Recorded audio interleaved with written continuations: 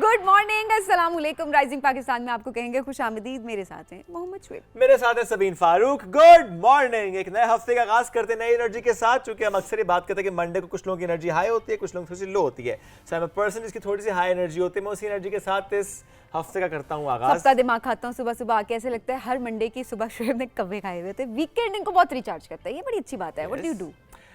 I travel, I meet my friends, घूमता फिरता हूँ। अच्छी बात है। तो ये आपके माइंड को फ्रेश करती है, बिल्कुल ये ऐसा सारी ही है। चीजें। ये बड़े बड़े इंपॉर्टेंट चीज होती है वैसे, है This ना? is important. अब मेरे जैसे कुछ लोग होते हैं, मंडे एंजाइटी होती है उनको, है ना? संडे को मंडे एंजाइटी शुरू हो जाती है कि अब आज का दिन ठा ठक ठक ठक ठक ठाटा क्यों कह रही हूँ, ठक ठक ठक कितने काम होते हैं, वो सारे काम जो है वो आपको करने होते हैं। मैं इसमें सबीन ने किसी शादी पे जाके हवाई फायरिंग करनी, ठा ठा ठा ठा। Please don't do that. And then जो है ऑब्वियसली प्लान करना होता है पूरा हफ्ता। तो वो तमाम लोग सुन लें कि परेशान नहीं होना। मैं अपने आप को भी ये समझाती हूँ, आप लोगों को भी ये चीज़ समझाती हूँ कि देखिए, होना तो होना है, जो आपने करना है। आप परेशान हो या आप परेशान ना हो, काम तो करना है, वो तो हो ही जाना है। तो उस पर परेशानी लेने की कोई ज़रूरत नहीं होनी चाहिए कि भाई आप अपने माइंड पे सर पे चीज़ आप सवार कर दें। इट्स गुड कि आप अपनी रूटीन के साथ चलें और जो चीज़ आएगी उसको आप फेस करें। Just go with the flow. अच्छा, ये तो बात आपने कर ली अपनी। बात जरा करते हैं बच्चों की भी। मोस्टली बच्चे मंडे को जरा सा उनके लिए मुश्किल आगाज दिन का हो रहा होता है। You know, waking them up और उनको स्कूल के लिए रेडी करना और फिर स्कूल जाना, तो वो थोड़ा सा मंडे प्रॉब्लमैटिक तब होता है जब बच्चे रात में टाइम से सोते नहीं हैं। एट द सेम टाइम हम पंजाब में स्पेशली देख रहे थे, due to smog, fog, due to weather, due to any other reason, हम देखते हैं कि समटाइम्स स्कूल की छुट्टियां भी होती हैं। तो आज का हमारा मौजू भी ये होगा कि अगर बच्चे स्कूल नहीं जा रहे ड्यू टू एनी रीजन, तो फिर आप घर में कैसे उनको एंगेज करें, बच्चों को कैसे आप क्रिएटिविटी के साथ कनेक्ट करें ताकि बच्चे अपना टाइम बहुत अच्छे तरीके से गुजार रहे हैं। तो ये बड़ा इंपॉर्टेंट होता है कि बच्चों की एनर्जी को चैनलाइज करना। चूँकि अगर बच्चों पे हम ज़्यादा फोकस नहीं करेंगे, ज़्यादा हम उनको टाइम नहीं देंगे, तवज्जो नहीं देंगे, तो फिर काम थोड़ा सा हो सकता है ख़राब। तो आज हम इस पर बात भी करेंगे। शुभ, ऐसे में अब आप देखिए, जिस तरह स्मॉग की सूरत हाल भी है, बच्चों को छुट्टियां भी करवानी पड़ जाती हैं बिकॉज ऑब्वियसली स्मॉग की वजह से बच्चों का बाहर निकलना कभी स्मॉग है, मुश्किल हो जाता है, कभी नहीं है, ऑन एंड ऑफ। तो आपने जब बच्चे छुट्टियां कर रहे हैं, स्पेशली वीकेंड के पर्सपेक्टिव से भी अगर हम बात करें, तो आपको बच्चों को हेल्दी एक्टिविटीज में इंगेज करना है। ये चीज़ बहुत इंपॉर्टेंट है। आपने ये नहीं कि बच्चों की तो छुट्टी हो गई है आज, तो अब हम बस उनको छोड़ दें जो वो कर रहे हैं, ऐसा नहीं करना। आपने किसी ना किसी हेल्दी एक्टिविटी में अपने बच्चे को एंगेज करना है, उसको सिखाना है। और वो ज़रूरी नहीं है कि आपने कोई किताबें लेके बिठा देना है बच्चे को, या किताब आप लेकर बिठा रहे हैं, तो उसको एक अच्छे तरीके से गेम्स के थ्रू, एक्टिविटीज़ के थ्रू बच्चों को सिखाना शुरू करें। एब्सोल्युटली। और ज़रा हमें बताएं भी कि स्पेशली वीकेंड जो गुजरा, तो आपके बच्चों ने क्या किया। स्पेशली जब हम बात करते हैं ना कि एक्टिविटी में, जब हम बात करते हैं कि अच्छा उन्होंने फिजिकल एक्टिविटी कितनी की है, वो कौन सा खेल है जो खेल रहे हैं। So please do share with us कि आप बच्चों को किस तरह से एंगेज कर रहे हैं फिजिकल एक्टिविटी की तरफ, तो ताकि जो हमें इस वक्त सुन रहे हैं और जो ये राय रखते हैं कि उनके बच्चे उनकी बात नहीं सुन रहे, उनके बच्चे उस एक्टिविटी की तरफ नहीं जा रहे, तो वो कैसे उनको उस एक्टिविटी की तरफ लेकर जा सकते हैं। तो आज हमारा ये मौजू भी होगा। अभी हम एक ब्रेक की तरफ जाएंगे, तो ब्रेक से वापस आएंगे। जो मेहमान साथ आज मौजूद हैं राइजिंग पाकिस्तान में, सबसे पहले हमें बात करनी है फन एक्टिविटी बेस्ड लर्निंग की। कैसे खेलते खेलते बड़े मजे से हम बच्चों को सिखा सकते हैं। बिल्कुल जी। इसके अलावा जरा आज हम सुकून पे भी बात करें, वो क्या है, जरा हम सस्पेंस रखते हैं इसको। तो अब हम बढ़ेंगे एक ब्रेक की जाने, ब्रेक से वापस आएंगे तो बहुत सारे मेहमान हमारे साथ मौजूद होंगे। स्टे विद अस। ये है राइजिंग पाकिस्तान।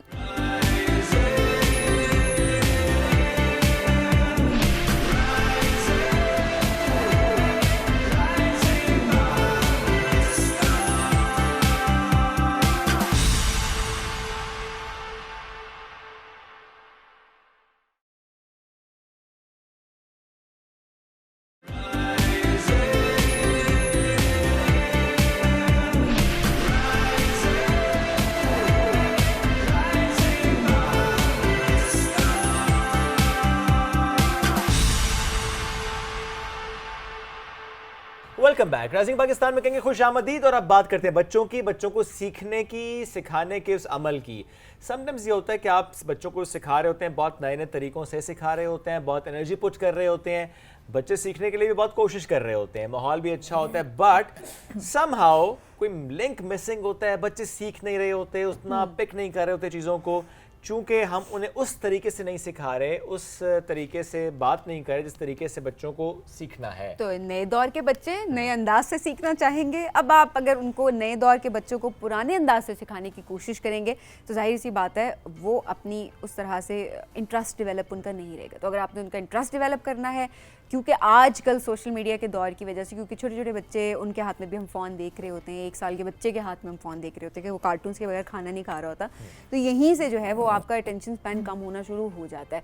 सब ऐसे में बच्चों की अटेंशन को बरकरार रखना, किस तरीके से उनके इंटरेस्ट को डेवलप हम रख सकते हैं, तो हमें टीचिंग मेथड्स पर भी काम करना है। सो अब एडवांस टीचिंग मेथड्स की तरफ हम जा रहे होते हैं, और जब एडवांस टीचिंग मेथड की हम बात करते हैं तो सबसे पहली चीज़ जो माइंड में आती है वो है जी एक्टिविटी बेस्ड लर्निंग। बिल्कुल, बहुत से लोग इससे वाकिफ हैं, कुछ लोग वाकिफ नहीं भी हैं, क्योंकि हम कुछ स्कूल्स में देखते हैं कि एक्टिविटी बेस्ड लर्निंग पर काम हो रहा होता है। समटाइम घर में भी देख रहे होते हैं, अब तो ऑनलाइन प्लेटफॉर्म्स भी ऐसे जो उस पर काम कर रहे होते हैं। तो आज इसी मौजू पर गुफ्तगू करने के लिए जो शख्सियत हमारे साथ मौजूद है, उन्होंने कोविड में स्पेशली इस पर खासा काम किया कि कैसे बच्चों को बिल्कुल फ़न एक्टिविटीज़ के थ्रू सिखाना है, समझाना है, बताना है, और वो इसी तरह से लर्निंग के प्रोसेस में आगे बढ़ते चले जाते हैं। She is an educationist, Waseem का तजुर्बा है, फैसलाबाद से इनका ताल्लुक है, और आज हमारे प्रोग्राम में आई हैं माजिबीन कामरान साहब। अस्सलाम वालेकुम जी, कैसी हैं आप? वालेकुम सलाम जी, thank you so much for having me here, और I just love to talk on this topic because this is the need of the time. नहीं, आपने बहुत अच्छा काम किया है, तो हम चाहते हैं कि हमारे नाज़रीन को मालूम भी हो कि किस तरीके से आप इस तरफ आएँ कि activity based learning and that too वो फ़न एक्टिविटीज़ बच्चों को किस तरह से आपने उसको कनेक्ट कराया, स्पेशली आपको ज़रूरत क्यों फील? बिल्कुल। ड्यूरिंग द कोविड तो ऑब्वियसली हमारी ये मजबूरी बन गई थी कि स्कूल्स ऑफ हो गए थे, और बच्चे जो थे वो they were stuck to in front of screens, और ज़्यादा हमारे पास कुछ एक्टिविटीज़ नहीं थी या हम आउटडोर एक्टिविटीज़ नहीं कर पा रहे थे। तो उसमें एज अ मदर मैंने बहुत सारी थ्रू एक्टिविटीज़ बच्चों को घर पे ही उनकी लर्निंग जो है उसको प्रमोट किया, and then I started my online venture with the name of fun box, और जिसके ज़रिए कि डिफरेंट एक्टिविटीज़ के थ्रू बच्चे स्किल सीखें, like candle making, soap making, और एक्टिविटीज़ के ज़रिए, बेकिंग के ज़रिए बच्चे मैथ्स भी सीख रहे हैं, साइंस भी सीख रहे हैं, लैंग्वेज भी डेवलप कर रहे हैं, वोकैबुलरी डेवलप कर रहे हैं। एंड मैंने ऑब्ज़र्व किया कि ये चीज़ जो है वो बहुत ज़्यादा इफ़ेक्टिव रही सीखने में, एंड अल्हम्दुलिल्लाह ओवर 12,000 फैमिलीज़ जो हैं वो उन्होंने उससे इस्तिफ़ादा भी हासिल किया, एंड अल्हम्दुलिल्लाह नाउ मतलब सिंस कोविड जो है वो दैट माय ऑनलाइन वेंचर जो है इट्स अ सक्सेसफुल, अच्छा चल रहा है। यस बिल्कुल। सो इसमें आपने कहा बेकिंग, आपने कहा candle making, soap making, and what else, कितने तरह के बॉक्सेस हैं ये फन बॉक्स? जी बिल्कुल, like I started with 5 to 6 different activities थी बेसिक्स, और उसके बाद अल्हम्दुलिल्लाह now we have a range of 50 boxes online present on the age bracket के हिसाब से? बिल्कुल एज ब्रैकेट के हिसाब से हैं, लाइक आप कह सकते हैं कि 2 ईयर से लेके, और like there is no limit, like 60 plus तक के लोग भी जो हैं वो चीज़ें सीख सकते हैं। बिल्कुल 60 प्लस तक के लोग जी बिल्कुल, आप एक्टिविटीज़ करें और उसके थ्रू जो है वो आप कोई ना कोई स्किल डेवलप करते हैं। अगर आप देखें तो हमारा जो नेचुरल वे ऑफ लर्निंग है वो भी हम एक्टिविटीज़ के थ्रू लर्न करते हैं। जब बच्चा 2 साल का होता है, क्रॉल करता है, चलना सीखता है, वो क्या करता है कि वो हर चीज़ को टच करता है, मुंह में डालता है, एक्सपीरियंस लेता है। Basically activity based learning is the hands on experience, like experiential learning है आपकी। आप एक्सपीरियंस करते हैं और उसमें इन्वॉल्व होकर आप डिफरेंट चीज़ें, स्किल्स जो हैं वो सीखते हैं, डेवलप करते हैं, and it is the most effective way of learning. अभी जैसे आपने बात की कि जो बच्चे हैं उनका अटेंशन स्पैन बहुत कम हो चुका हुआ है, बिकॉज ये जो जनरेशन है ये टेक्नोलॉजी में इसने आँख खोली है, और इसके लिए इंफॉर्मेशन लेना कोई बड़ी बात नहीं है। जो हमारा एग्जिस्टिंग एजुकेशनल सिस्टम है वो सिर्फ मेमोराइजेशन के ऊपर चलता है, और उसके ऊपर जो मेन चीज़ थी जो हमें वो इफ़ेक्टिवनेस दे रहा था वो था नॉलेज। ठीक है, अब आज के बच्चे के लिए नॉलेज लेना कोई मुश्किल बात नहीं है। ठीक है, आप गूगल पे जाते हैं, आप ChatGPT पे जाते हैं, AI है, मतलब देयर टेक्नोलॉजी ने इन्फॉर्मेशन को आपके लिए लाइक बहुत इजी कर दिया है। आप किसी भी टॉपिक पे आप मास्टर लेवल मतलब जो नॉलेज है वो अचीव कर सकते हैं। The need of time is कि आप हैंड्स ऑन एक्सपीरियंस दें उन बच्चों को, क्रिएटिविटी, प्रॉब्लम सॉल्विंग स्किल्स, ये सब चीज़ें उनको एक्सपीरियंशियल लर्निंग से आएंगी। आप उनको एक्टिविटीज़ करें, आप तो अपने क्लासरूम्स को थोड़ा सा बियॉन्ड लेके निकलें, क्लासरूम्स की दीवारों से बाहर लेके बच्चों को निकलें, सो उनका इंटरेस्ट भी डेवलप होगा, वो सीखेंगे भी और लर्न भी करेंगे। और जो मेन मकसद क्या होता है वो सिर्फ ये नहीं होता कि आपने क्लास का टाइम पूरा करना है बच्चे को, क्योंकि हम अक्सर देख रहे होते हैं ना, ये बुक है ये इतने टाइम में खत्म, ये चैप्टर है वो इतने टाइम में खत्म करना है, ये टर्म खत्म हो रही है, वो टर्म खत्म हो रही है, अब एग्जाम्स आ रहे हैं। बच्चे ने सीखा नहीं तो मकसद क्या, उस चैप्टर का क्या मकसद, उस किताब का क्या मकसद जो कि आप पढ़ा रहे हैं बच्चे को, एंड में तो बच्चे ने रट्टा लगा लिया ना, पेपर पास कर लिया। ये जो एग्जिस्टिंग हमारा एजुकेशनल सिस्टम है ये जस्ट ऑब्सोलीट हो चुका हुआ है। अगर आप इसको देखें, इसकी इफेक्टिवनेस को देखें, बिकॉज ये डेवलप हुआ था 1990s में स्किल्ड लेबर प्रोड्यूस करने के लिए, ठीक है। उसमें आप एक सेट पैटर्न जो है फॉलो करते हैं और एक मास्टर की डिग्री लेते हैं और उसके बाद आप एक स्किल्ड लेबर के तौर पे कहीं ना कहीं जॉब अचीव कर लेते हैं, ठीक है। Now the time is of skill development, like ठीक है, आपके पास जितनी ज़्यादा स्किल्स हैं आप उतने सक्सेसफुल हैं। हम क्यों नहीं वीडियो एडिटिंग सिखा रहे बच्चों को एज अ कोर्स, हम क्यों नहीं उनको, क्योंकि this is the need of the time. Different skills हैं जो कि हैंड्स ऑन एक्टिविटीज़ के ज़रिए बच्चों को आप सिखा सकते हैं। अब लाइक जैसे मैं एक बेकिंग की एक्टिविटी करवाती हूँ, तो हम कपकेक बना रहे हैं, सिंपल एक्टिविटी है, ठीक है, लेकिन उसमें आप देखिए मेजरमेंट आ गई। अगर आप प्रॉपर मेजरमेंट नहीं कर रहे हैं तो आपकी कुकिंग सही नहीं होगी। आप टीम्स बनाएं बच्चों की, क्लास में ही आप ये एक्टिविटी कर सकते हैं। आपके पास 25 बच्चे हैं, आप 5-5 का ग्रुप बना दें, ठीक है, हर एक को डिफरेंट एक्टिविटी दे दें, एक इंस्ट्रक्शंस दे दें फॉलो करने के लिए, ठीक है। उसके बाद बच्चे क्या करेंगे, उसमें मेजरमेंट सीखेंगे, कन्वर्जन ऑफ यूनिट्स सीखेंगे, उसके बाद उनको टीम वर्क आएगा, मिक्सिंग के मतलब कैसे आप कर रहे हो प्रॉपर, किस टाइम पे आपने किस चीज़ को मिक्स करना है, उसके बाद बेक टाइम कितना होगा, टेम्परेचर कंट्रोल आपने कितना रखना है, कोई एक टीम लीडर बन जाएगा, लीडरशिप स्किल्स, और आप हर बार लीडर चेंज कर सकते हैं, टीम मैनेजमेंट। उसके बाद आपने इसको डेकोरेट कैसे करना है। अब इसमें आप देखें जो बच्चा आर्टिस्टिक है उसकी भी स्किल जो है, उसकी भी एक्सप्लोरेशन हो रही है, वो भी एक्सपीरियंस दे रहा है, ठीक है, जिसकी जैसे आपने कहा लीडरशिप क्वालिटीज़ हैं, उस बच्चे को भी एक्सपीरियंस मिल रहा है कि अच्छा मैं कैसे आगे होके बच्चों को अपनी ग्रुप को इन्वॉल्व करके स्किल कर रहा हूँ, डेवलप कर रहा हूँ, एक्सपीरियंस कर रहा हूँ। जो आप बता रही हैं, क्योंकि ये अभी ना ऑनेस्टली मैं थोड़ा सा एजुकेशन सिस्टम देखें अपनी जगह पे, वो आपके करिकुलम तक एक चीज़ ज़रूर है कि ठीक है आपका करिकुलम चेंज होना चाहिए, बिल्कुल, लेकिन जब एक टॉपिक एक चैप्टर दे दिया जाए देन टीचर्स की रिस्पॉन्सिबिलिटी ज़्यादा आ जाती है कि वो अपनी क्लास को इंगेज कैसे करते हैं। अब अगर वो टीचर भी एजुकेशन सिस्टम पे एक चीज़ डालना शुरू कर देंगे तो जाहिर सी बात है फिर तो वो एक साइकिल है ना, हम एक दूसरे को ब्लेम करें कि ये ठीक नहीं हो रहा। हम अपने आप को तो ठीक कर सकते हैं। टीचर्स इस वक्त जो देख रहे हैं हमें सुन रहे हैं, उनको बताएं कि कितना मुश्किल है, वो कैसे कर सकते हैं। ये बिल्कुल मुश्किल नहीं बल्कि ज़्यादा इजी है, बिकॉज जो आपका प्रीवियस ट्रेडिशनल एजुकेशन सिस्टम चल रहा है उसमें वो that was like only teacher based, ठीक है। आपको एक टॉपिक लेना है और आपने जाके बम्बार्डमेंट कर देनी है सारे स्टूडेंट्स, है बस आप वन वे कंटेंट दे रहे हैं आपने बस बच्चों को जाके बम्बार्ड कर देना। अब उसमें से देखें बच्चे ने कितना एब्जॉर्ब किया, ऑलराइट। आपके बोलने से उनकी सिर्फ एक सेंस जो है वो यूज़ हो रही है, that is auditory, like listening कर रहे हैं वो, ठीक है। उससे आपकी जो लेक्चर की जो एब्जॉर्प्शन है वो 30% रह जाती है। Hands on activities, activity based learning के ज़रिए आप अपनी ऑलमोस्ट 5 सेंसेस यूज़ करते हैं, and it is scientifically proven चीज़ कि जिस चीज़ के लिए भी हम अपनी 5 सेंसेस लगा के इन्वॉल्व करके सीख रहे होते हैं उसकी जो एब्जॉर्प्शन है वो 100% होती है और वो लॉन्ग लाइफ लाइक हमारी लर्निंग हो जाती है। टीचर्स को करना सिर्फ ये है कि थोड़ा सा अपने आप को इक्विप करें अकॉर्डिंग टू द टाइम, ठीक है। आप थोड़ा सा जाके रिसर्च बेस्ड जो है वो अपने लेसन प्लान्स को थोड़ा सा गेमिफाई कर दें, गेमिफिकेशन की तरफ आ जाएं, थोड़ा सा क्विजेस डेवलप कर दें, वर्कशीट्स डेवलप कर लें, क्लासरूम से बाहर आ जाएं। आपने फोटोसिंथेसिस पढ़ाना है बच्चों को, सिर्फ लेक्चर देने की बजाय आप उनको बाहर गार्डन में ले जाएं, बिल्कुल, ठीक है। आप उनसे सीडलिंग करा लें, उनकी ऑब्जर्वेशन नोट करवा लें, ठीक है। थोड़ा सा उनको जाके ऑब्जर्व करवा दें, डिफरेंट प्लांट्स करवा दें, कब वो फ्रूट्स कर रहे हैं। लाइक आपको सिर्फ और सिर्फ रिसर्च करने की ज़रूरत है, अपने टीचर्स को थोड़ा इक्विप करने की ज़रूरत है और वो भी डिफ़िकल्ट नहीं है। आप AI के ज़रिए, चैट GPT के ज़रिए अपने लेसन प्लान्स जो हैं वो एडिट कर सकते हैं, उनसे एक्टिविटीज़ के लिए आइडियाज़ ले सकते हैं, डेवलप कर सकते हैं। You just need to come out of the boundaries of the classroom, that's very easy. और आप एक एक्टिविटी के ज़रिए 5 से 6 चीज़ें बच्चे को करवा सकते हैं। आपने लैंग्वेज डेवलप करा दी, आपने साइंस भी पढ़ा दिया, आपने मैथ्स भी करवा दिया, आपने लाइक उस बच्चे की क्रिएटिविटी भी इस्टेब्लिश कर दी, प्रॉब्लम सॉल्विंग स्किल भी दे दी, team work, cooperation, everything you can integrate in just 1 lesson plan. जहाँ पे आपको 5 लेसन्स लेने हैं उसको आप एक एक्टिविटी के ज़रिए आप आराम से इजीली करवा सकते हैं। बिल्कुल ऐसे ही है। एक सोच ये भी तो पाई जाती है कि चूंकि वो जो traditional education and traditional mode of educating kids है, चूँकि जो बच्चा बहुत ज़्यादा पढ़ रहा होता है नॉर्मली उसके बारे में राय ये होती है डॉक्टर बन जाएगा, इंजीनियर बन जाएगा, साइंटिस्ट बन जाएगा, रिसर्च की फील्ड में जाएगा।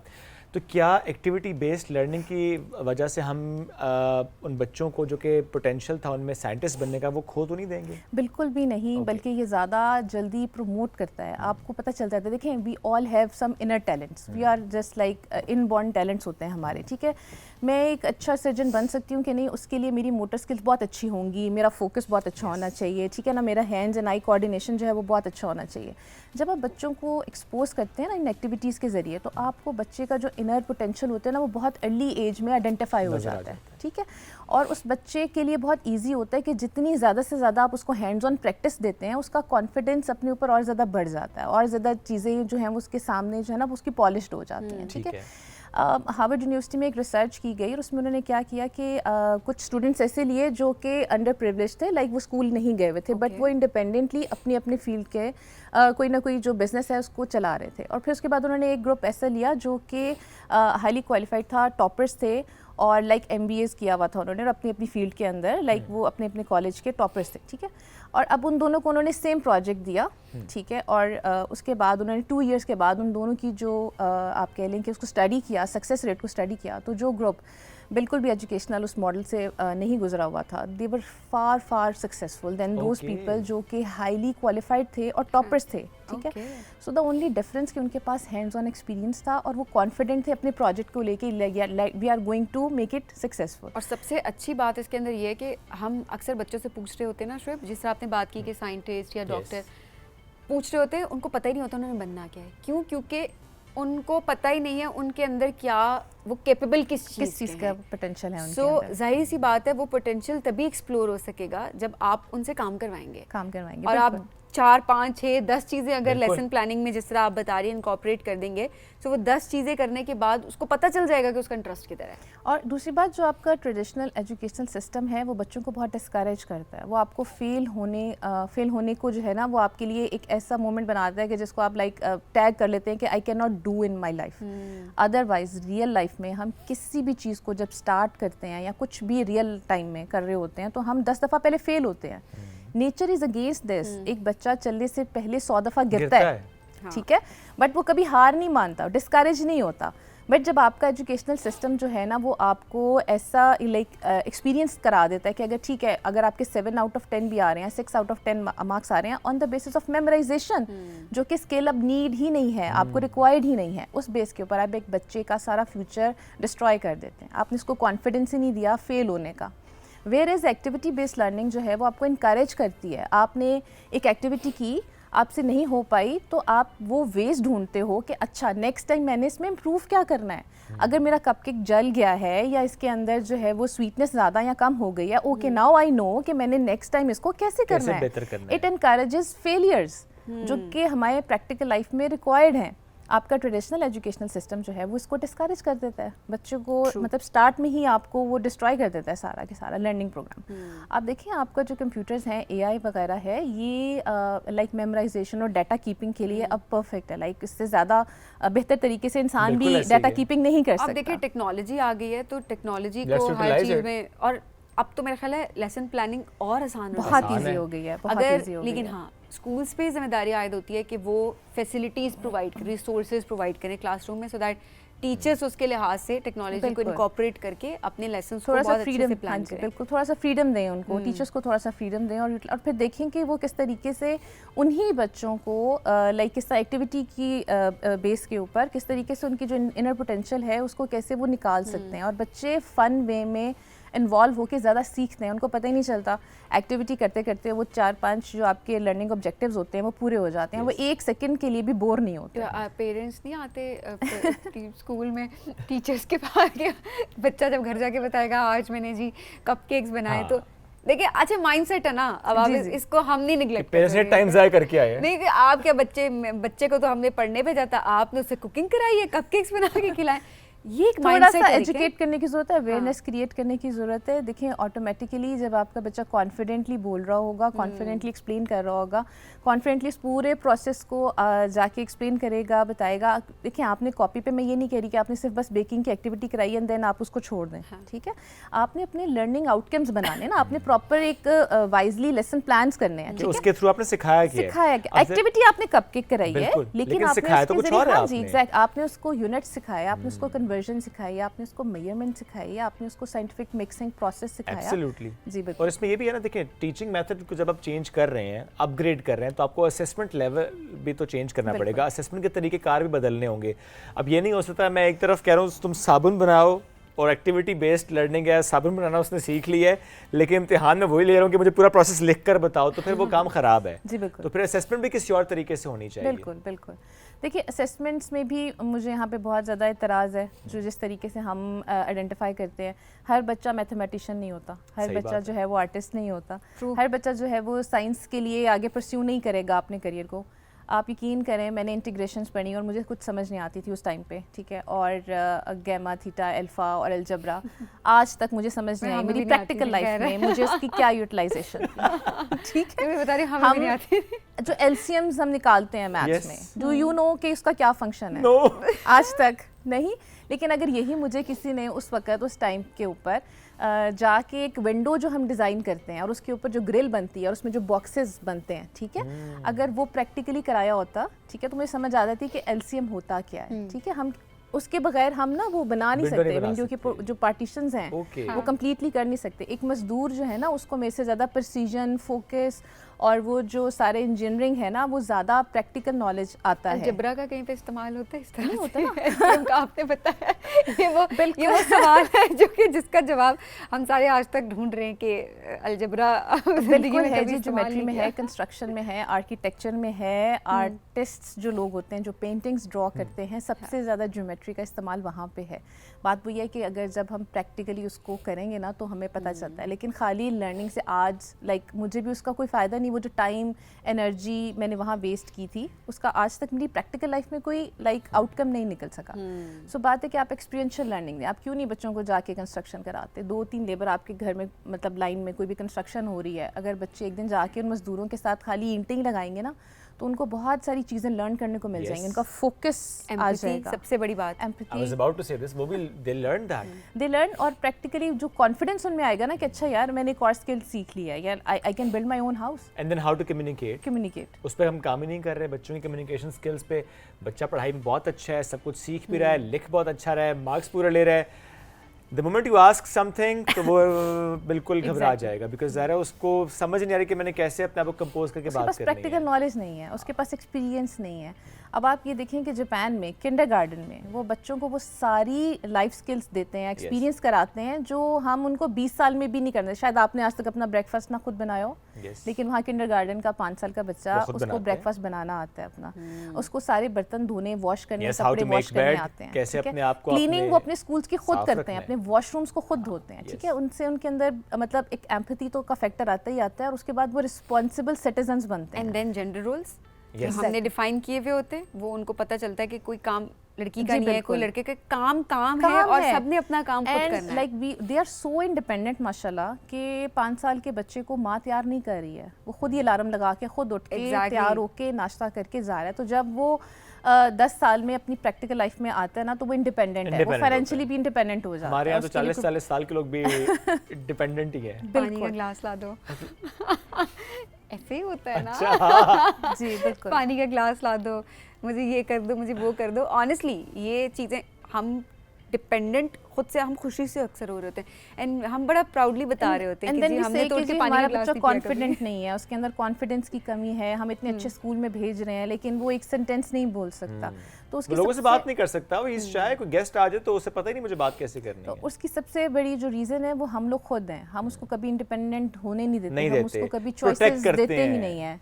हम उसको फ्रीडम ही नहीं देते। एटलीस्ट लाइक आप कपड़े चूज़ करने की भी जो है वो पेरेंट्स इतने कंट्रोलिंग हम लोग होते हैं कि हम उनको कपड़े चूज़ करने के लिए भी खुद नहीं देते कि एटलीस्ट कि आप चूज़ करो, आप खुद इस चीज़ को ले। जस्ट उन्हें कह रहे हैं अब ये कर लो, अब ये कर लो, अब ये कर लो। We are continuously doing that कि हम उसे सिर्फ डिक्टेट कर रहे हैं या ओवर प्रोटेक्शन की तरफ लेकर जा रहे हैं। बच्चे को एक्सपोजर दे नहीं रहे हैं, उसे नहीं बता रहे कि प्रॉब्लम आएगा तो कैसे उसको टैकल करना है। That's what it is. लेकिन बड़ा अच्छा आपने कहा जी, अगर एक्टिविटी बेस्ड लर्निंग की तरफ हम जाएंगे, that too fun activity based learning में बड़ा अच्छा हो जाएगा। लेकिन टीचिंग मेथड्स के साथ साथ असेसमेंट मेथड्स भी हमें चेंज करने पड़ेंगे, ताकि हम बच्चों को ये ना कह रहे हो कि ये नालायक है, ये वीक है, ये कमजोर है, ये पिक नहीं करता, तो फिर ना लगा रहे हो जी, ये जो टैग लगा देते हैं ना बच्चों के ऊपर, ये बच्चों का कॉन्फिडेंस बहुत बुरी तरह से शैटर करता है। थैंक यू सो मच, बहुत शुक्रिया महजबीन प्रोग्राम में ज्वाइन करने के लिए। बहुत इंपॉर्टेंट टॉपिक था, बट आपने बहुत अच्छे तरीके से आसान अल्फाज में इसको इलैबोरेट किया। नाज़रीन, हम बढ़ेंगे एक ब्रेक की जानिब, स्टे विद अस।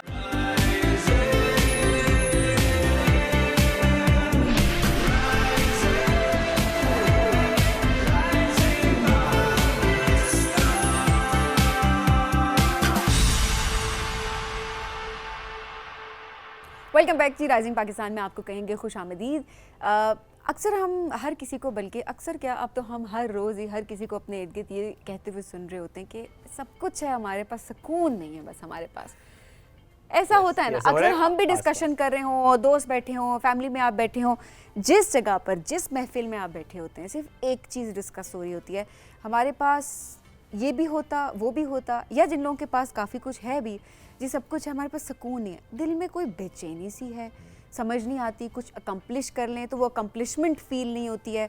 अब किस तरह से हम जो है इसको ओवरकम करें? And to be very honest, ये बहुत हैवी फीलिंग होती है, ये बड़ी बुरी फीलिंग होती है, इससे आपकी मेंटल हेल्थ पे इम्पैक्ट होता है, इससे आपके रिश्ते खराब होते हैं। रिश्ते खराब होते हैं। सभी ने जो आपने बात की ना कि आसपास डिस्कशन में ये बात हो रही होती है, समटाइम्स ये बड़ा कॉमन होता है। आप कहते हैं एवरीथिंग इज स्मूथ, सब ठीक चल रहा है, पर्सनल लाइफ, प्रोफेशनल लाइफ, कोई इशू नहीं है, but you are over thinking. मुसलसल किसी बात से आप परेशान हो रहे हैं, हालांकि वो बात ऐसी है नहीं जो आपको परेशान करे या आपकी लाइफ को मुतासिर करे। तो ओवर थिंकिंग हो, कोई स्ट्रेस है, कोई एंग्जाइटी है, कोई डिप्रेशन है, यू नेम इट, लेकिन उससे आपकी ज़िंदगी मुतासिर हो रही है, आपका सुकून मुतासिर हो रहा है, तो क्या किया जाए, कैसे उससे निकला जाए, कैसे उसको ओवरकम किया जाए, इस पर आज हमें बात करनी है। और हमारे साथ मौजूद है लाइफ कोच हैं इरम रिजवी साहब। अस्सलाम वालेकुम जी, कैसी हैं? वालेकुम अस्सलाम, अल्हम्दुलिल्लाह, thank you for calling. Great, बहुत से लोगों को आप गाइड करती हैं, बहुत मज़े की आप बात करती हैं, कभी खुद भी परेशान होती हैं, और अगर होती हैं तो खुद क्या करती हैं? अच्छा, वाकई होती हूँ, एंड ये इंसानी फितरत है। देखिए, नेगेटिविटी इज़ आर जीन्स, ठीक है। अगर नेगेटिविटी हम नहीं करेंगे तो हम सरवाइव नहीं कर सकते। अगर हम ऐसे ना फिरते रहेंगे रेनबो में, ऐसे यूं करते हुए कि हाय कितनी खूबसूरत ज़िंदगी है, तो आके शेर खा जाएगा। तो the point is we are suppose to be negative and precautionary, हमारी ज़िंदगी है। हाउएवर, अब अगर देखा जाए तो हम one of the best times में जी रहे हैं। हमारे पास अच्छे खाने की चीज़ें, जो दिल करता है खा लेते हैं, बहुत ज़्यादा अगर हो बजट की वजह से थोड़ा बहुत ऊपर नीचे करते हैं, अच्छी चीज़ें देखने को मिलती हैं, घूमने फिरने को मिल जाता है, सवारियाँ हमारी बेहतर हैं। द इश्यू ओनली कम्स कि जब हमारे अंदर एक एस्पेक्ट मिसिंग हो, जिसकी वजह से ये बेचैनी, एंड दैट इज़ थैंकिंग, शुक्रगुजारी करना। और उसके लिए बहुत अच्छी, मैं बहुत अच्छी तो नहीं, मतलब एक एडवाइस जो बहुत कॉमनली मैं लोगों को देती हूँ कि प्लीज़ ट्रैवल करें। अपने इस्लामाबाद में अगर आप रहते हैं, स्लम्स में जाएं, वीकेंड का एक प्लान रखें, ऑर्फेनेज जाएं, SOS विलेज जाएं, कहीं जाएं। एक अपनी कंट्रीब्यूशन टूवर्ड्स सोशल इम्पैक्ट जब आप रखेंगे, तो जब आप घर वापस आएंगे और अपने बच्चों को देखेंगे ना वहाँ पे कि कुछ अगर बजट इशू है, जॉब का मसला चल रहा है, बड़े मसले हैं, लेकिन आप ये कहेंगे माशाल्लाह इनके सर पे हम हैं, हम कम से कम इनके नाना नानी दादा दादी हैं, इनकी एक सपोर्ट सिस्टम है। मुझे कल को खुदा ना खास्ता कुछ जो है तो मेरे भाई बहन हैं आगे पीछे, कुछ लोग और विदाउट एनी अम्ब्रेला, बिना किसी चीज़ के। तो थोड़ा सा हमें ज़रूरत है कि हम अपने ना ककून से निकल के दुनिया देखें, ट्रैवल करें, और वाकई इस चीज़ का फिर घर आके शुक्र अदा करें। This is why travel opens up your mind. अच्छा, ये बड़ी इंपॉर्टेंट आपने पॉइंट रेज किया, ट्रैवल। आपको बहुत सारे लोग कहते हैं अच्छा जी मैं ट्रैवलिंग का इतना ज़्यादा शौक नहीं है, नहीं होता लोगों को। कुछ लोग ट्रैवल के दौरान वो ठीक है, जब ट्रैवल करके वापस आ रहे हैं, जब वो दोबारा उसी माहौल में वापस आते हैं तो वो ओवर थिंकिंग शुरू कर देते हैं। किस तरह ख़त्म किया जाए तो ये जो है ना, ये देखिए मेरे घर में हमने ना बच्चों के अंदर थोड़ी सी ये एम्बेड की थी, क्योंकि बच्चों में बहुत इजी है कि आज उनको आप एक कोई चीज़ दिला दें, किसी और के घर जाते हैं वापस आते हैं, हमारे पास तो ये नहीं है। अच्छा, वो चाहे ये ना बोले कि चाहिए, वो कहेंगे हमारे पास ऐसा क्यों नहीं है, हम ये कब ले सकते हैं। तो फिर हमने क्या किया था, हमने आज से 2 साल पहले एवरी वीकेंड पे एक थैंक यू चिट बनाते हैं हर आदमी, और the parents and the kids, और हम एक जार में डालते हैं, और हम जनवरी या फरवरी के महीने में उसको खोलेंगे, और फिर हम एक शुक्र अदा करते हैं कि इतना खूबसूरत साल गुजरा हमारा। And that's a reminder. So we have a jar for 2023, एक 2024 का जार है, तो वो हम हर वीकेंड पे फ्राइडे के दिन, फ्राइडे शुक्राना वाला दिन भी होता है, तो और हाफ डे होता है, तो उस दिन आप बैठ के बच्चों का इस हफ्ते क्या अच्छा गया छोटा सा नोट करें। अच्छा, एक डायरी बनाएं, लिस्ट बनाएं। एक बहुत अच्छी कुछ मूवीज़ में हमने देखा है कि वो बनाते हैं, ये एक वाइट बोर्ड होता है, ब्लैक बोर्ड होता है, उसके ऊपर अपनी थैंक यू लिस्ट करते हैं कि शुक्र है हमारे 3 बच्चे हैं माशाल्लाह, शुक्र है हमारे ग्रैंड पेरेंट्स जिंदा हैं, हमारा बड़ा अच्छा घर है। So have the habit of thanking, वो पॉजिटिविटी लाती है। द मोमेंट आप ये सोचें ना, जैसे मैं अभी लाहौर गई हूँ और मैंने एक छोटी सी चीज़ वहाँ पे देखी कि एक घर में एक सास और 2 बहुएँ, माशाल्लाह 2-3 बहुएँ उनकी एक बहू जो बहुत काम एंड कूल है, वो 1 महीने से कुछ उसको गुस्सा आ रहा है, परेशान है। अच्छा, शी इज़ एक्सपेक्टिंग, तो सास ने उसके पीठ पीछे मुझसे कहा है कि ये देखें ना, इसको थोड़ा एडवाइस करें, परेशान है आजकल। और मैं अपने साथ एक चीज़ लेकर आई हूँ उस ट्रैवल से कि कोई और होती तो कहती ये तो इसका असली रंग है, असल में तो ये ऐसी है, 2 साल से ड्रामे कर रही थी हमारे साथ, ये देखो नखरे कैसे दिखा रही है, हमने बच्चे पैदा नहीं किए क्या। हाँ। तो इमेजिन उनकी इमोशनल इंटेलिजेंस इतनी पॉजिटिव है कि वो अपनी बहू को 1 महीने से देख रही है गुस्सा करते, वो कह रही नहीं इसके हार्मोन्स हैं, परेशान हो रही है। सो ये कहाँ से आई उनके अंदर, मैं और आप नहीं डाल सकते। कुछ लोगों को खुद कोशिश करनी होती है, अपनी लाइफस्टाइल पॉजिटिव बनानी होती है कि आप लोगों की एक तो कैरेक्टर होता है एक शख्स का, वो समझें, और एक उसका बिहेवियर होता है। हमारा प्रॉब्लम क्या है, कोई कुछ बिहेवियर करता है, हम उसका मूड अपने ऊपर ले लेते हैं कि हाँ इसने मेरे साथ ऐसा क्यों किया, क्यों किया, और नेगेटिव ओवर थिंकिंग। लेकिन आप ये सोचें, शोएब को तो मैं जानती हूँ 2 साल से, ऐसा कुछ नहीं है, कोई मसला होगा, और आप उल्टा एम्पैथेटिक होके उसको छोड़ दें, कुछ लोग को जाने दें कि मोस्ट ऑफ द जड़, मतलब root of over thinking is our reaction towards behaviours. Okay, असल में तो कोई कुछ कर रहा है, हम उसके हिसाब से अपना ओवर थिंकिंग कर, उसने ऐसा क्यों किया मेरे साथ, अब शायद वो मुझसे मोहब्बत नहीं करता। तो डिस्ट्रैक्ट कर लें उस वक्त अपने आप को, डिस्ट्रैक्ट, आप गो फॉर अ वॉक, ठीक है, लिसन टू म्यूजिक।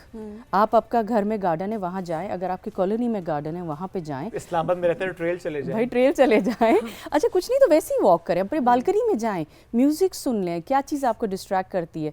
और अगर वो नेगेटिविटी बिल्ट हो रही है, बच्चों को सबको बोलें चले भाई कॉमेडी मूवी कौन सी लगाएं, हेरा फेरी देखते हैं, ये देखते हैं, कोई क्लासिक कोई चीज़, कैसे नहीं कर सकते, आपके पास कितने ऑप्शंस हैं। And then again Shoaib and Sabeen, उन लोगों का देखें जिनके पास नेगेटिविटी आती है तो कोई ऑप्शंस ही नहीं है, कुछ ज़्यादा उनके पास ब्लेसिंग्स ही नहीं है कि किधर जाएं, क्या करें। आपके पास सब कुछ और आप ही को ये प्रॉब्लम है।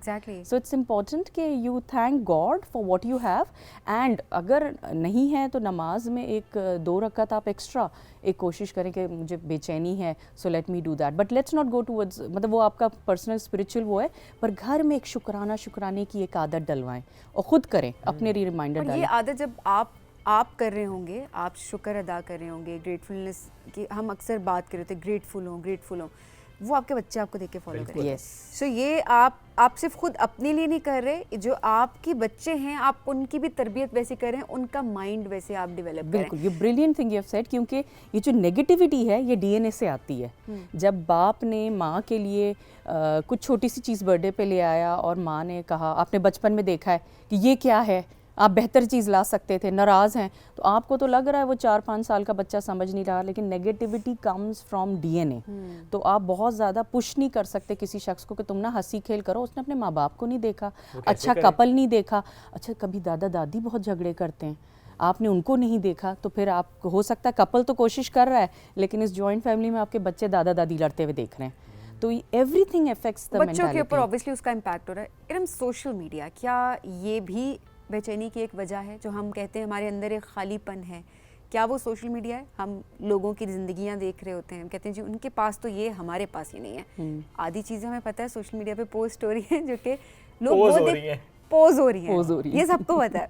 सो इसका भी इम्पैक्ट होता है, बेचैनी आपके अंदर रहती है। देखिए रील्स, वही मैं कहती हूँ रील्स आर नॉट रियल, ठीक है, so there is a difference. बहुत सारी चीज़ें लोग को समझनी चाहिए, दिस इज़ एक्टिंग।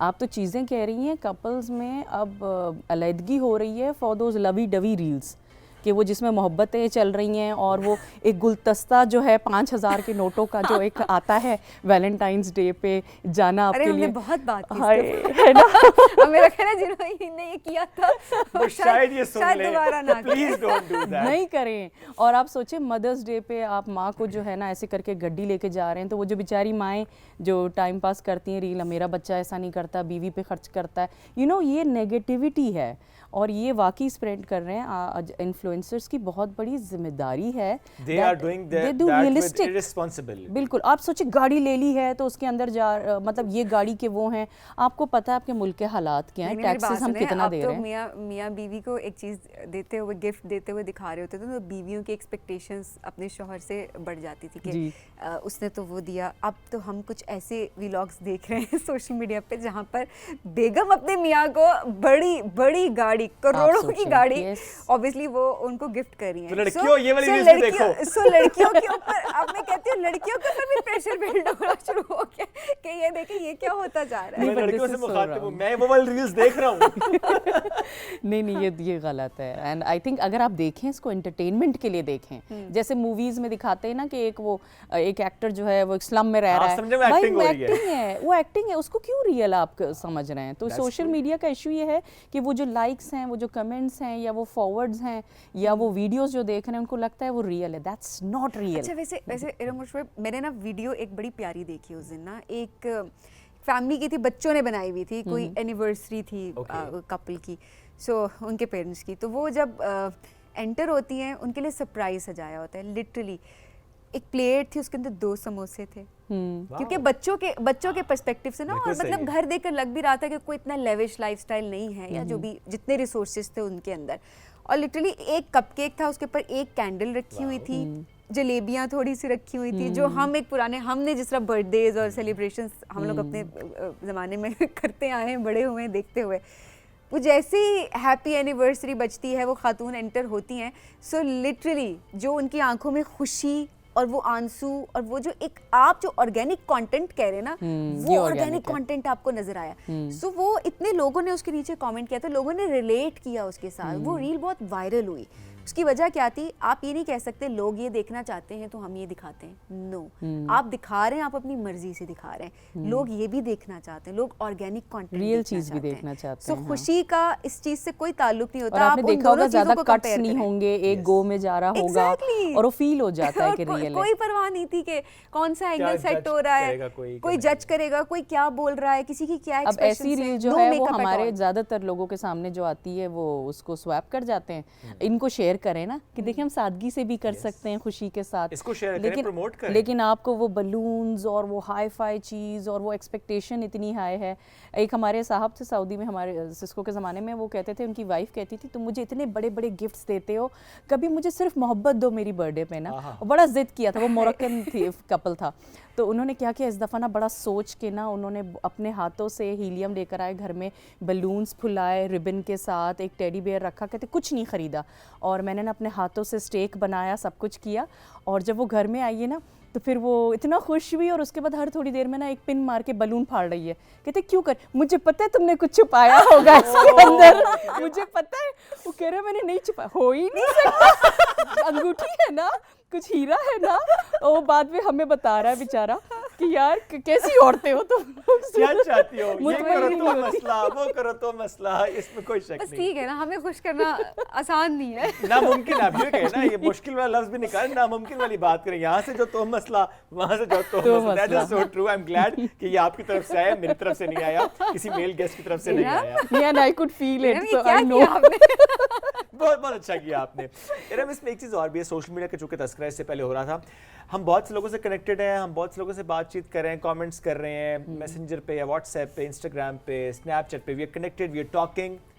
अननोन लोग हैं, दूर रहते हैं, जो हमारे आसपास के लोग हैं, हम उनसे बात नहीं कर रहे, हम उनसे कनेक्टेड नहीं है। इसकी वजह से भी अंदर एक खला है। देखिए वो तो ईगो हमारा बहुत आ गया है। भाई भाई के साथ कंपैरिजन करता है।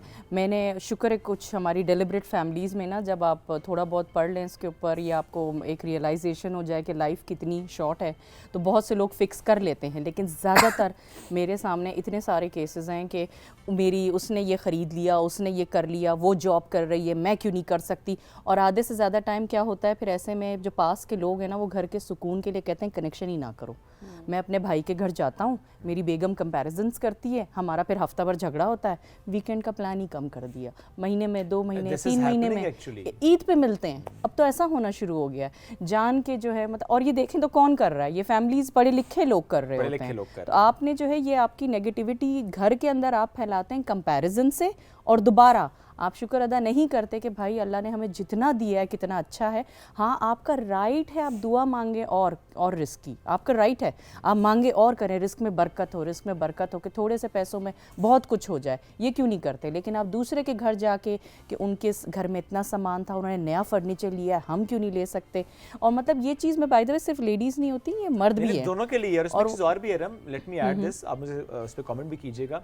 एक तो बात आपने कर दी कि कोई चीज़ अच्छी देखते हुए या कोई अगर किसी के लाइफस्टाइल से इम्प्रेस होते तो आप कंपैरिजन की तरफ जा रहे हैं, that's a separate thing. But sometimes ये भी होता है कि अच्छा भाई ने अगर फॉर एग्जांपल उसके घर में कोई इशू है, कोई उसका पर्सनल इशू है, हो सकता है कि आपकी फैमिली में कोई ऐसा शख्स है जिसने कोई धोखा दिया हो अपने लाइफ पार्टनर को, आप कंटिन्यूसली सोचना शुरू हो जाता है कि मेरा लाइफ पार्टनर तो ऐसा नहीं करेगा।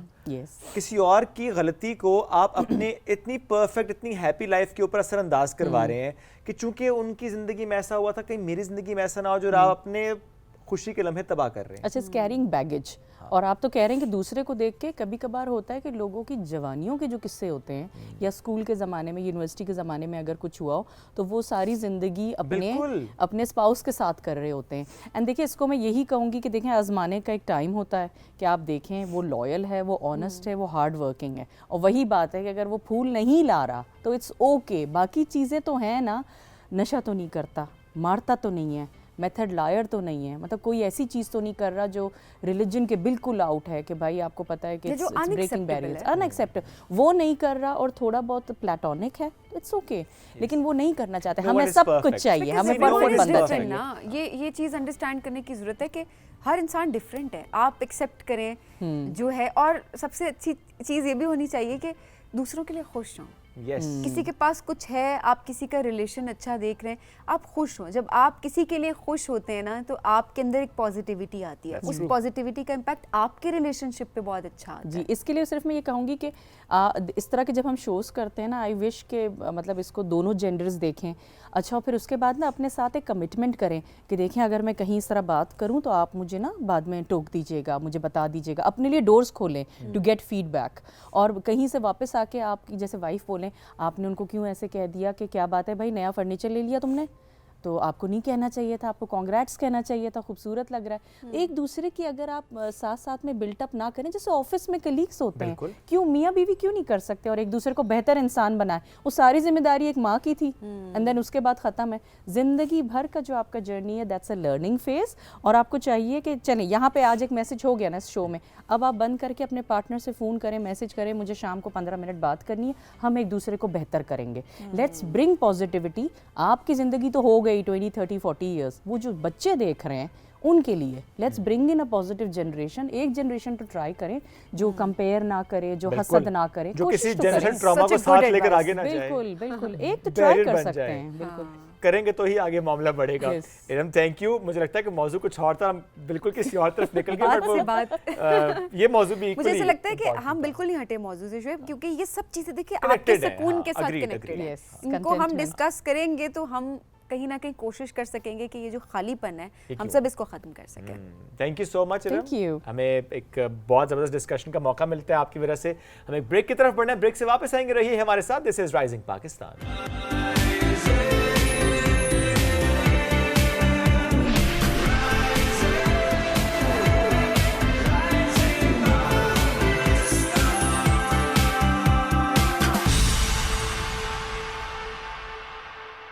Welcome back. राइजिंग पाकिस्तान में एक बार फिर कहेंगे खुशामदीद। और अभी जो मेहमान हमें ज्वाइन कर चुके हैं, अवार्ड याफ्ता फिल्म मेकर हैं, बहुत ज़बरदस्त काम करते हैं। वो चाहे इंसानी हुकूक से मुताल्लिक मूवी बन रही हो या चाहे फिर समाजी रवैयों पर बन रही हो या चाहे सकाफ़त उनका मौजू हो, बहुत अच्छा काम उन्होंने किया, बहुत ज़बरदस्त उन्होंने नाम कमाया। अगर मैं सिर्फ एक उनकी डॉक्यूमेंट्री का जिक्र करूँ, एक फ़िल्म का मैं जिक्र करूँ, इंडस ब्लूज़, तो 100 से ज़ायद फिल्म फेस्टिवल्स में स्क्रीन हुई और तकरीबन 40 से ज़ायद उसको अवार्ड्स मिले। इसी तरह बहुत सा उनको और काम जिनको अवार्ड भी मिला, बहुत पजीराई हुई।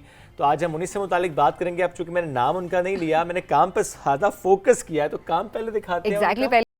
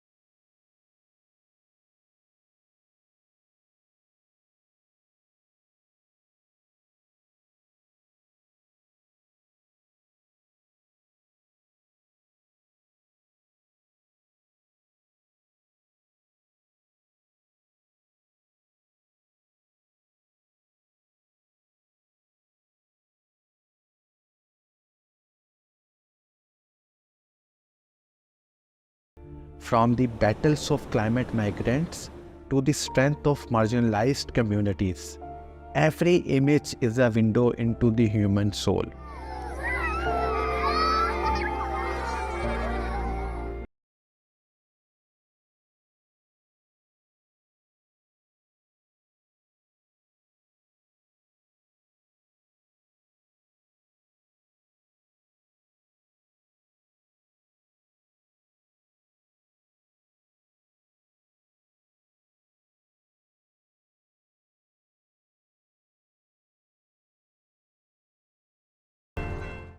ज़बरदस्त आपको काम उनका दिखाया है हमने। अब हम आपसे तारुफ भी करते हैं। जवाद शरीफ साहब ने हमें ज्वाइन किया। अस्सलाम वालेकुम, गुड मॉर्निंग, कैसे हैं आप? जी, thank you so much for inviting me. शुक्रिया आपके मॉर्निंग आने पर्सन, का। पहला सवाल जो हम करते हैं, मॉर्निंग पर्सन है? Not at all. अच्छा, वैसे फिल्म मेकर्स की रूटीन, आपको तो अर्ली मॉर्निंग भी शूट करना होता होगा। हाँ, बेसिकली स्पेसिफिक लाइट। जी जी बिल्कुल, वो जब अर्ली मॉर्निंग शूट करना होता है तो फिर सोते ही नहीं है। ओके, फिर काम करके सोते हैं। तो वो फिर ये होता है कि सनराइज लेके काम करने के बाद सोते हैं, और जब सोते नहीं हैं तो फिर जब आप सेट पे होते हैं तो फिर अगले दिन से आपकी रूटीन डेवलप तो होना मसला जो है वो सो शुरू के हो जागने जाता का है। मसला सो के सोए जागने का है। हाँ। सोए ही आज ना तो कोई भी- मसला नहीं। आज भी काफ़ी मुश्किल था कि जब मुझे कहा गया कि इस वक्त तक पहुंचना है, मैंने कहा थोड़ा लेट हो सकता है, थोड़ा सा लेट हो सकता है, बट इवेंचुअली इस मामले में हम बहुत जालिम हैं। हम जी, कहते जी। नहीं हो सकता, The show has to go आप on. इससे भी पहले पहुंचे हैं। नहीं होना भी चाहिए। मुझे याद है कि मैं I was working in Germany, मैं हमबर्ग में एक स्टूडियो में काम कर रहा था, और वहाँ पे जो वक्त है, चूँकि जर्मनी में पंक्चुअलिटी इज़ एक मिनट इज़ वेरी इंपॉर्टेंट, और हमारा तो बिल्कुल और तरह का एक रवैया होता है। तो अब मैं कभी 9 बजे का टाइम था, 9:01 पे पहुँचता था, 2 मिनट पे पहुँचता था, तो वो स्टूडियो में मुझसे पहले जो मेरे जो बॉस हैं, जो स्टूडियो हेड हैं, वो पहुँचे हुए होते थे। और वो कहते थे, कुछ 4-5 दिन उन्होंने देखा, उन्होंने कहा कि Jawad what is this, Why are you so late every why day? I mean you are 2 minutes late, 3 minutes late, Okay. and I was totally, और मैंने मुश्किल से, मेरा ख्याल है कि वो 1 साल मैंने गुजारा, और मैंने कहा यार नहीं, वापस चलिए। अब नहीं। हालांकि देखिए, इसका ऑपोजिट काम होना चाहिए था ना, आप पंक्चुअल हो जाते। 2-3 मिनट की तो बात थी जो आप बता रहे हैं, 1 मिनट लेट, अच्छा 2 नहीं, मिनट। लेकिन उसमें सिर्फ पंक्चुअलिटी वजह नहीं थी, और काफ़ी वजह थी। चूँकि जो कहानियाँ मैं सुनाना चाहता था, और जिन मौज़ूआत पे मैं फ़िल्में बनाना चाहता था, वो पाकिस्तान के अंदर थी। ओके, तो वो पाकिस्तान ऑडियंस पाकिस्तान की हो, यहीं पर काम करें, ज़्यादा बेहतर रहेगा? नहीं, और अगर आप एक स्टोरी टेलर हैं, आपने एक कहानी सुनानी है, आप अपनी मिट्टी से कनेक्टेड हैं, आप को तख्लीक आपके अंदर है या जुड़ी हुई है, तो बड़ा मुश्किल होता है अपने वतन से बाहर रह के जो है वो काम करना। आपको नई कहानियाँ भी नहीं मिलती ना? हाँ, नई कहानियाँ भी नहीं मिलती, लेकिन एक इन्वायरमेंट है ना, एक कनेक्शन है ना, वो आप काफ़ी ज़्यादा क्रेव करते हैं, वो काफ़ी आप मिस करते हैं उस चीज़ को। अच्छा, वैसे हमने बड़ा प्यारा आपका काम अभी दिखाया भी, थोड़ा सा आपकी जर्नी के हवाले से भी हम जानना चाहेंगे, फिल्म मेकिंग की तरफ किस तरह है? अच्छा Sabeen, this is very interesting question. मेरी जो डिग्री है वो कंप्यूटर साइंस की है, और मैंने जिस वक्त मैं जो है वो स्टडी कर रहा था, उसी वक्त मुझे एक अपॉर्चुनिटी मिली पीटीवी के अंदर ही। ये हम पीटीवी होम में बैठे हैं, ये 2007 और 8 की बात है, असिस्ट करने की। और मैंने उस वक्त जो है वो एक शो था, उसमें मैंने असिस्ट किया। फिर एक प्ले था जो है, उसमें मैंने जो है वो असिस्ट किया, और समहाउ मुझे इसमें ज़्यादा लुत्फ़ आना शुरू हो गया। मैंने कहा कि यार ये मज़ेदार चीज़ है। हमेशा से मेरा, इवन मैं कंप्यूटर साइंस मैंने पढ़ा, तो उसमें भी मेरा जो ज़्यादा जो मेरा था वो क्रिएटिविटी की तरफ, वेब डेवलपमेंट की तरफ, डिज़ाइन की तरफ, डिज़ाइन में भी किस तरह म्यूज़िक का और फ्लैश कार्ड्स का कम्बिनेशन, तो मैं हमेशा से उस तरफ था। लेकिन जब मैं एक विजुअल मीडियम से और वीडियो से इंट्रोड्यूस हुआ, हालांकि उस वक्त अभी ये DSLR और ये सब नहीं आया था, PD 170 वो कैमरास जो है होते थे, तो उस वक्त जो है वो मेरे मैंने देखा कि इसमें स्कोप काफ़ी ज़्यादा है, आप अपनी क्रिएटिविटी या एक्सप्रेशन जो है वो ज़्यादा खुल के इसमें कर सकते हैं। Right. So this is how कि मैंने वो फिर असिस्ट किया। मैंने कोई 3-4 साल डिफरेंट डायरेक्टर्स को मैं असिस्ट करता रहा। फिर मुझे अपॉर्चुनिटी मिली जो है वो एक शॉर्ट फिल्म डायरेक्ट करने की, वो मैंने डायरेक्ट की। एक डॉक्यूमेंट्री डायरेक्ट करने की अपॉर्चुनिटी मिली, और फिर इस तरह से जो है वो सफ़र चलता रहा। सबसे ज़्यादा किस प्रोजेक्ट में एंजॉय किया? अच्छा, ये मुश्किल सवाल है इस वजह से कि हर प्रोजेक्ट ही आपके दिल के करीब होता है। मैं अगर बात करूं, इस वक्त मैं जिस कहानी पे काम कर रहा हूं, और वो कहानी में वो जो लोग हैं, वो जो माहौल है, वो एक झील की कहानी है, कश्तियों की कहानी है।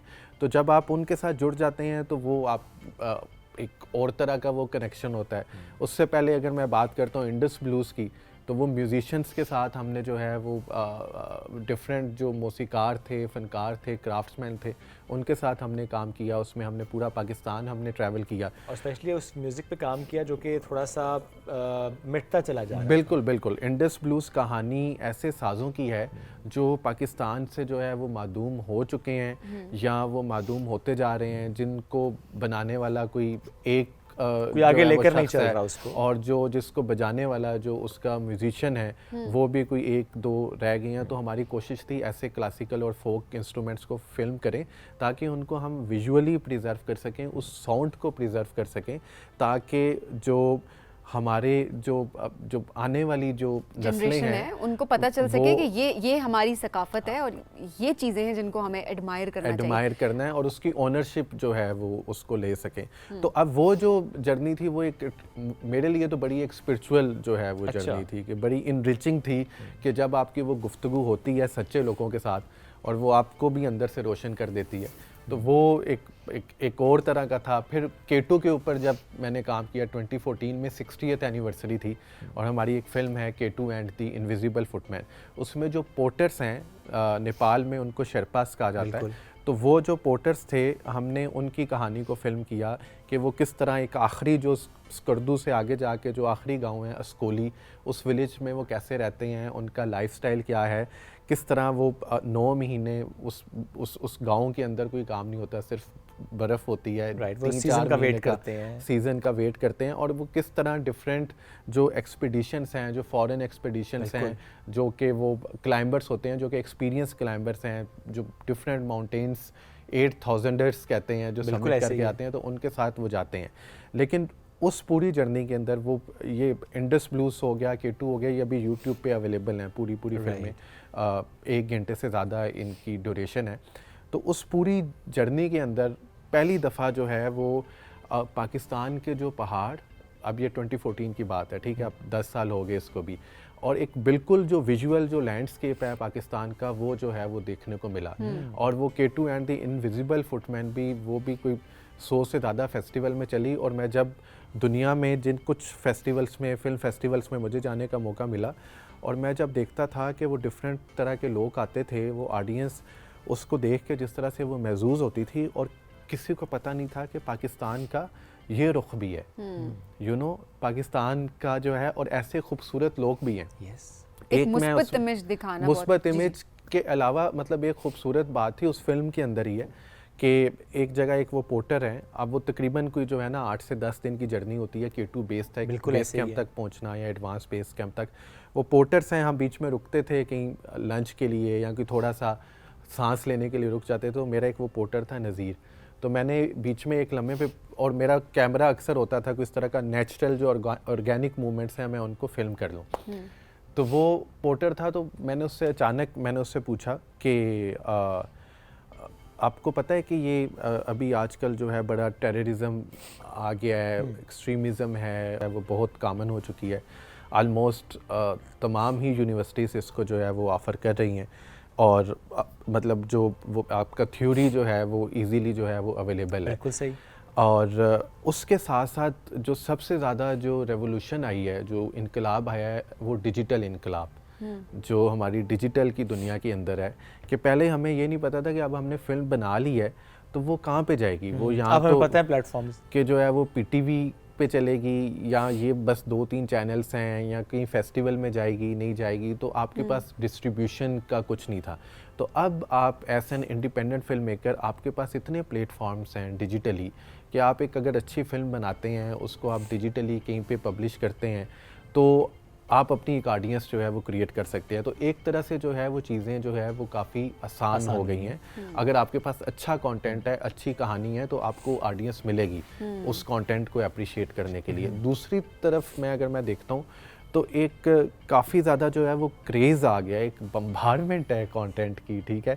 एक वो इतना वो क्राउड है, रश है कि जिसमें समटाइम्स जो अच्छा काम करने वाले हैं वो उसमें गुम जाते हैं, वो रजिस्टर हो नहीं पाता क्योंकि उसके अंदर वो सनसनी नहीं होती। तो मे बी कंपटीशन ज़्यादा हो गया ना, सनसनी भी नहीं होती, क्योंकि समहाउ अनफॉर्चुनेटली ये जितने जो हम डिजिटल प्लेटफॉर्म्स की बात कर रहे हैं, ये जिस चीज़ को इनकरेज करते हैं, इनको जो है वो बेसिकली एक वो सस्पेंस चाहिए, एक्सैजुरेटेड जो है वो कंटेंट चाहिए, और एक इस तरह की चीज़ चाहिए कि जो शायद उस तरह से उतनी पॉजिटिव नहीं है। वो कहते हैं क्योंकि वो जितनी उसमें जो है वो नेगेटिविटी होगी, जितना उसमें सस्पेंस होगा, जितनी एग्जैजुरेटेड होगी, उतनी ज़्यादा व्यूअरशिप होगी।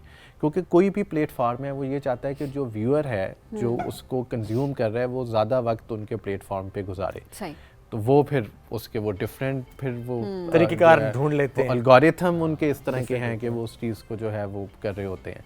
चले ये, लेकिन ये एक बहुत अच्छी बात है कि आपने बड़ा पॉजिटिवली इसको सामने रखा है कि अब चीज़ें आसान हो गई हैं। तो जो अपॉर्चुनिटीज़ लोग ढूंढ रहे होते थे, कहीं जाएं, कोई स्पॉन्सर मिले, कुछ का, आपके पास एक फ़ोन है एंड देन आप कुछ भी कर सकते हैं जो आप चाहें। आप रिकॉर्ड कर सकते हैं, you can be a film maker, doesn't matter कि आपका फ़ोन भी कौन सा है। सो वो जस्ट कि रिसोर्सेज का इशू ख़त्म हो गया। जवाब बहुत शुक्रिया, वक्त बहुत मुख्तसर था लेकिन बड़े मज़े की आपसे बातचीत भी हुई। प्रोग्राम में आने का बहुत शुक्रिया। और जो आपने अपने काम के बारे में जिक्र किया, ज़रा उन्होंने कहा यूट्यूब पे अवेलेबल है, प्लीज़ डू वॉच। एग्जैक्टली। और हमें फीडबैक भी दीजिएगा। और जिन मौजूद पे वो काम कर रहे हैं, ज़ाहिर उनका उन्होंने कुछ जिक्र किया है, वक्त चूँकि आपने कहा मुख्तसर था, ज़ाहिर हम उस पर बात नहीं कर पाए डिटेल से। एक ब्रेक की तरफ बढ़ेंगे, ब्रेक से वापस आएंगे। रहिए हमारे साथ, दिस इज़ राइजिंग पाकिस्तान।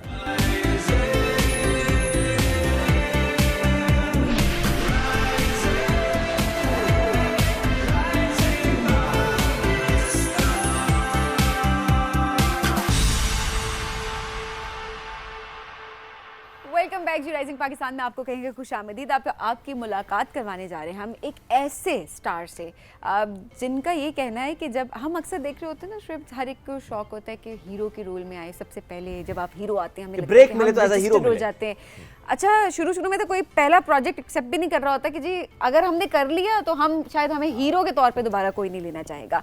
लेकिन क्या चीज़ मैटर करती है कि जो कैरेक्टर होता है आप उसको कितना खूबसूरती से निभाते हैं, आपकी एक्टिंग देखी जाती है और उसके बाद आपको रोल्स ऑफर कर दिए जाते हैं। तो हमारे आज के मेहमान भी कुछ ऐसे ही हैं जिन्होंने एक्टिंग तो की, लेकिन उनका जो एक रोल रजिस्टर हुआ, जो कैरेक्टर रजिस्टर हुआ, वो एक नेगेटिव कैरेक्टर था। नेगेटिव रोल उन्होंने प्ले किया, लेकिन इतना खूबसूरती से उन्होंने उस रोल को प्ले किया कि तमाम लोग जो है वो सही उनके पसंद करना शुरू हो गए, फैन बेस बड़ी बढ़ना शुरू हो गई। बहुत नेगेटिव नहीं कहता, मतलब for me that was a kind of role जिसमें ना वो थोड़े से कभी-कभी अच्छे भी हो जाते थे। अच्छा। और बीच में एकदम वो पलटी खाते थे। तो मैं उसे बहुत नेगेटिव रोल नहीं कंसीडर करता। आई डोंट नो वो खुद उस रोल से आस्तीन मुतालिक का क्या साम थे उसमें। इतना बुरा वो नहीं था negative role. Fine, talking about Abbas Ashraf, Imran Ashraf के छोटे भाई हैं, साथ मौजूद हैं, उन्हें वेलकम करेंगे। राइजिंग पाकिस्तान में अस्सलाम वालेकुम जी, कैसे हैं आप? वालेकुम सलाम, मैं ठीक ठाक, आप बताएं कैसे? जबरदस्त, आप सुनाइए, अर्ली राइजर हैं या नहीं है? काम की वजह से हूँ। ओके, हाँ। काम ना हो तो फिर नहीं है? फिर नहीं। Okay, that's nice. रूटीन क्या है आजकल? रूटीन आजकल बस शूट से घर, नमाजें माशाल्लाह। और बस यही सब रूटीन है तो आजकल। ये जो रूटीन फॉलो कर रहे हैं किसी के डंडे के जोर पे कर रहे हैं या खुद से हमेशा से ऐसी थी? दिल की वजह से बस कर रहे हैं। अच्छा। दिल का तो मजबूर है। हाँ, दिल के हाथों मजबूर है। तो बस ये है कि जब आपको पता है काम करना होता है, तो अगर आप गलती से एक रात जल्दी सो जाएं, सुबह जल्दी उठें, तो फिर आपकी एक रूटीन बन जाती है। तो बस उसको लेके चल रहा हूँ और कोई प्रेशर नहीं। कोई प्रेशर नहीं हाँ, है। खुशी से। कितना एंजॉय कर रहे हैं एक्टिंग को इस वक्त?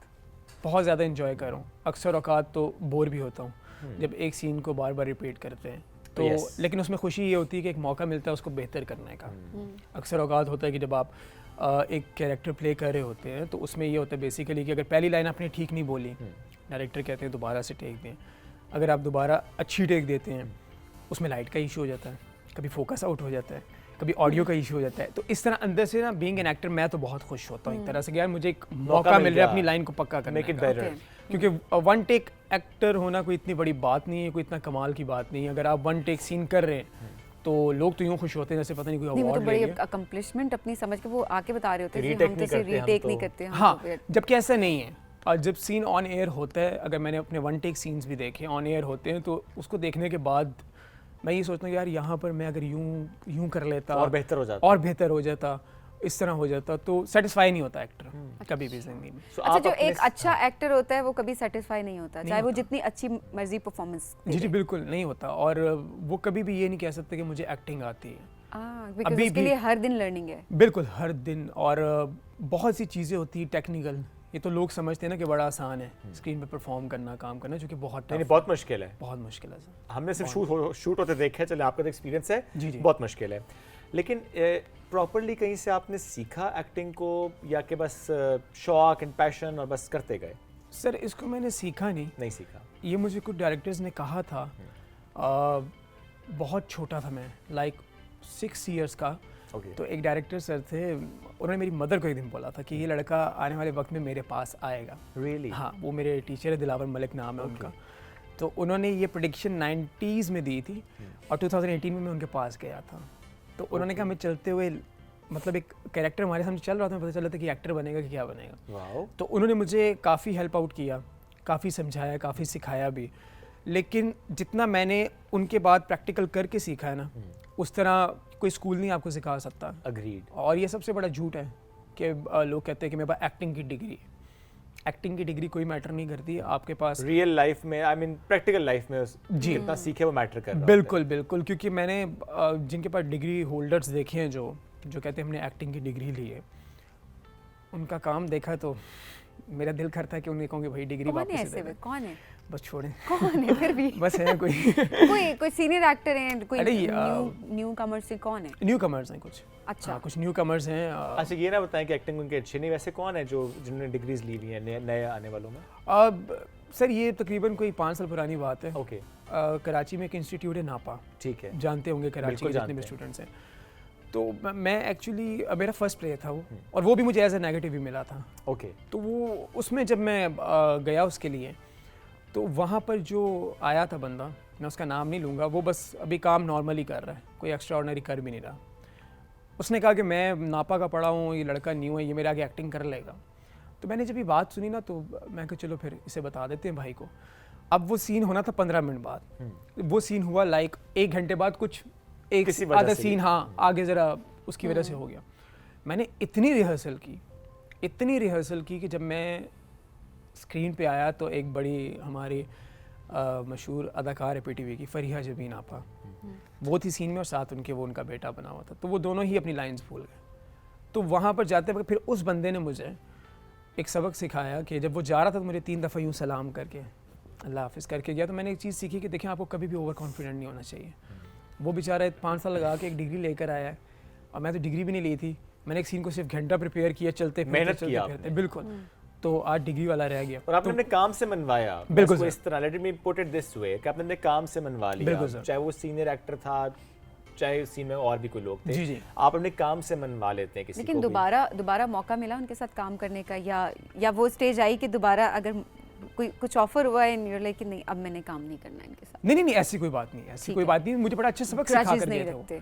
हाँ, वो मुझे बहुत अच्छा सबक सिखा कर गए थे कि आपको ओवर कॉन्फिडेंट कभी भी नहीं पता होना है चाहिए। सबक किसने किसको सिखाया था, इसको छोड़ देते हैं। बस मुझे उन्होंने सिखा दिया था सबक लेकिन ये बात आप सही कह रहे हैं। तो खैर उन्होंने मुझे एक चीज़ ये बताई कि ओवर कॉन्फिडेंट नहीं होना चाहिए। फरीहा आपा जो कि बहुत सीनियर आर्टिस्ट हैं हमारी इंडस्ट्री की, और इतना मेरा करियर नहीं है जितना उन्होंने माशाल्लाह काम किया, तो उन्होंने मुझे बहुत अप्रिशिएट किया।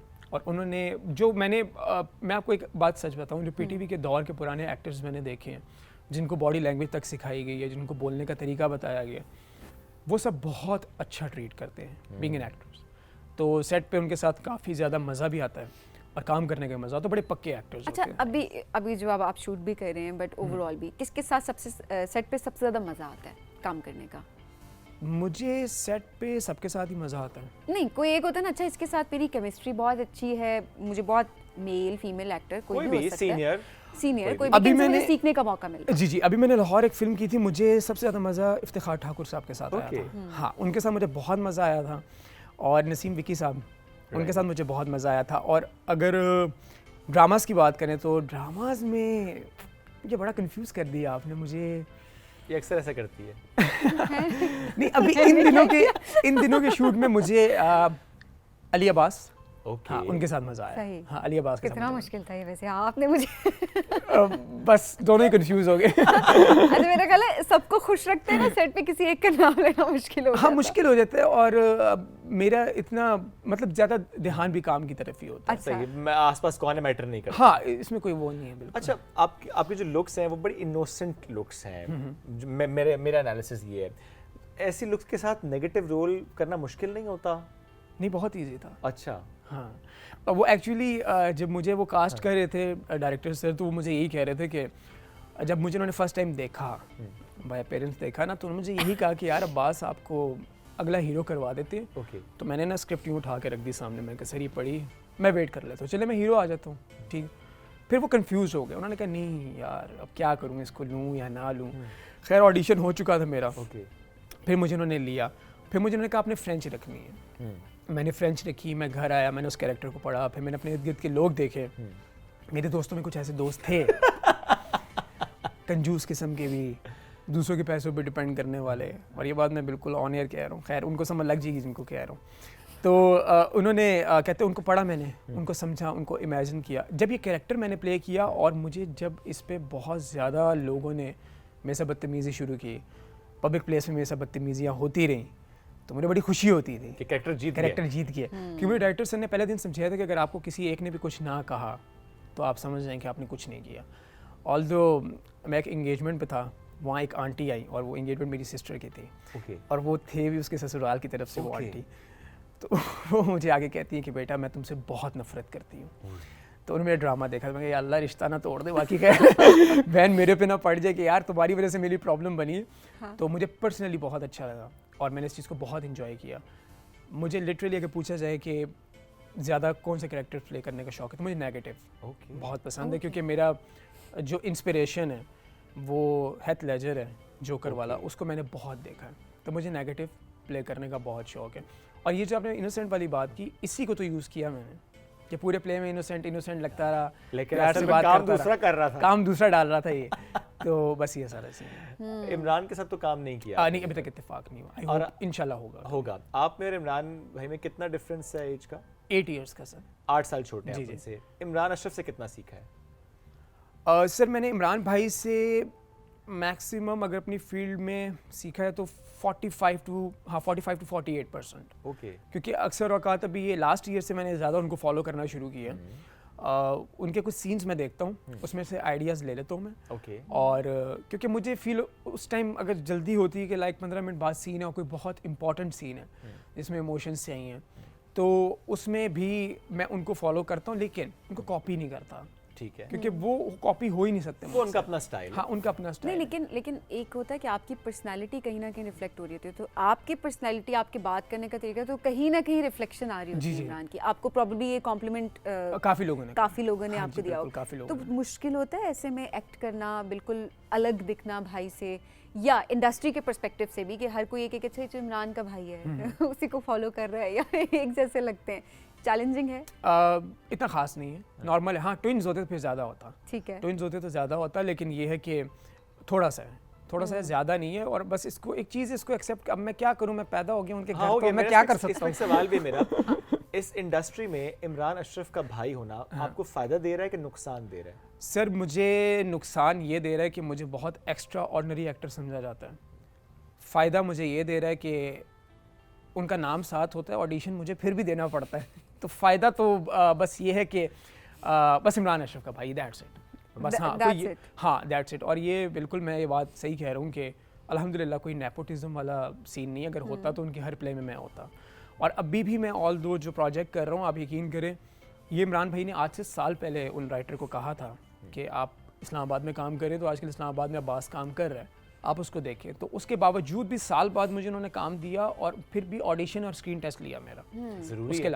और मुझे बड़ी खुशी हुई इसमें प्रैक्टिकली कि यार देखो, फ़ोन, किसी की फ़ोन कॉल पे तो नहीं आया ना, खुद हाँ, अपने बलबूते पे आए। तो एक बड़ा, एक ना बीइंग एन एक्टर, एक बड़ा एज मिलता है एक एक्टर को जब वो ऑडिशन के थ्रू सिलेक्ट होके आता है। लेकिन ऑब्वियसली टैग्स तो लग जाते हैं आपके ऊपर। हाँ, बिल्कुल लगते हैं। वो बहुत चैलेंजिंग होता है कि अगर आप अपनी ट्रैक को मेहनत पे हटाना। भी आ रहे हैं, यू नो कि आप मेहनत से आ रहे हैं, डायरेक्टर नोज के वो किस तरह से आपको ऑडिशन करके उन्होंने सिलेक्ट किया, बिल्कुल। बट ऐसा होता है कि एक कैरेक्टर बहुत अच्छा प्ले किया, अपनी मेहनत है, लेकिन कहीं ना कहीं इर्द गिर्द लोग बोल रहे हैं या कहीं से एक ठप्पा लग जाता है कि जी तो इमरान अशरफ का भाई है, इमरान की वजह से इसको काम मिल रहा है। तो इमरान की वजह से काम तो मिल रहा है, तो इमरान तो कैमरे के आगे परफॉर्म तो नहीं कर रहा, वो तो मैं ही कर रहा हूँ ना। काम तो मिल रहा है। अच्छा, ऐसे बेतहाश हैं, हाँ, ठीक है, जिस इंडस्ट्री में आते हैं और कोई किसी का बेटा होता है, कोई किसी का भाई होता है, और जो काम होता है वो आपके सामने होता है, परफॉर्मेंस होती नहीं है। और कैमरे की ये सबसे अच्छी बात है कि ये एक सेकंड में बता देता है कि ये बंदा कर सकता है कि नहीं कर सकता। Also he is such a brilliant actor No कि doubt. आपके ऊपर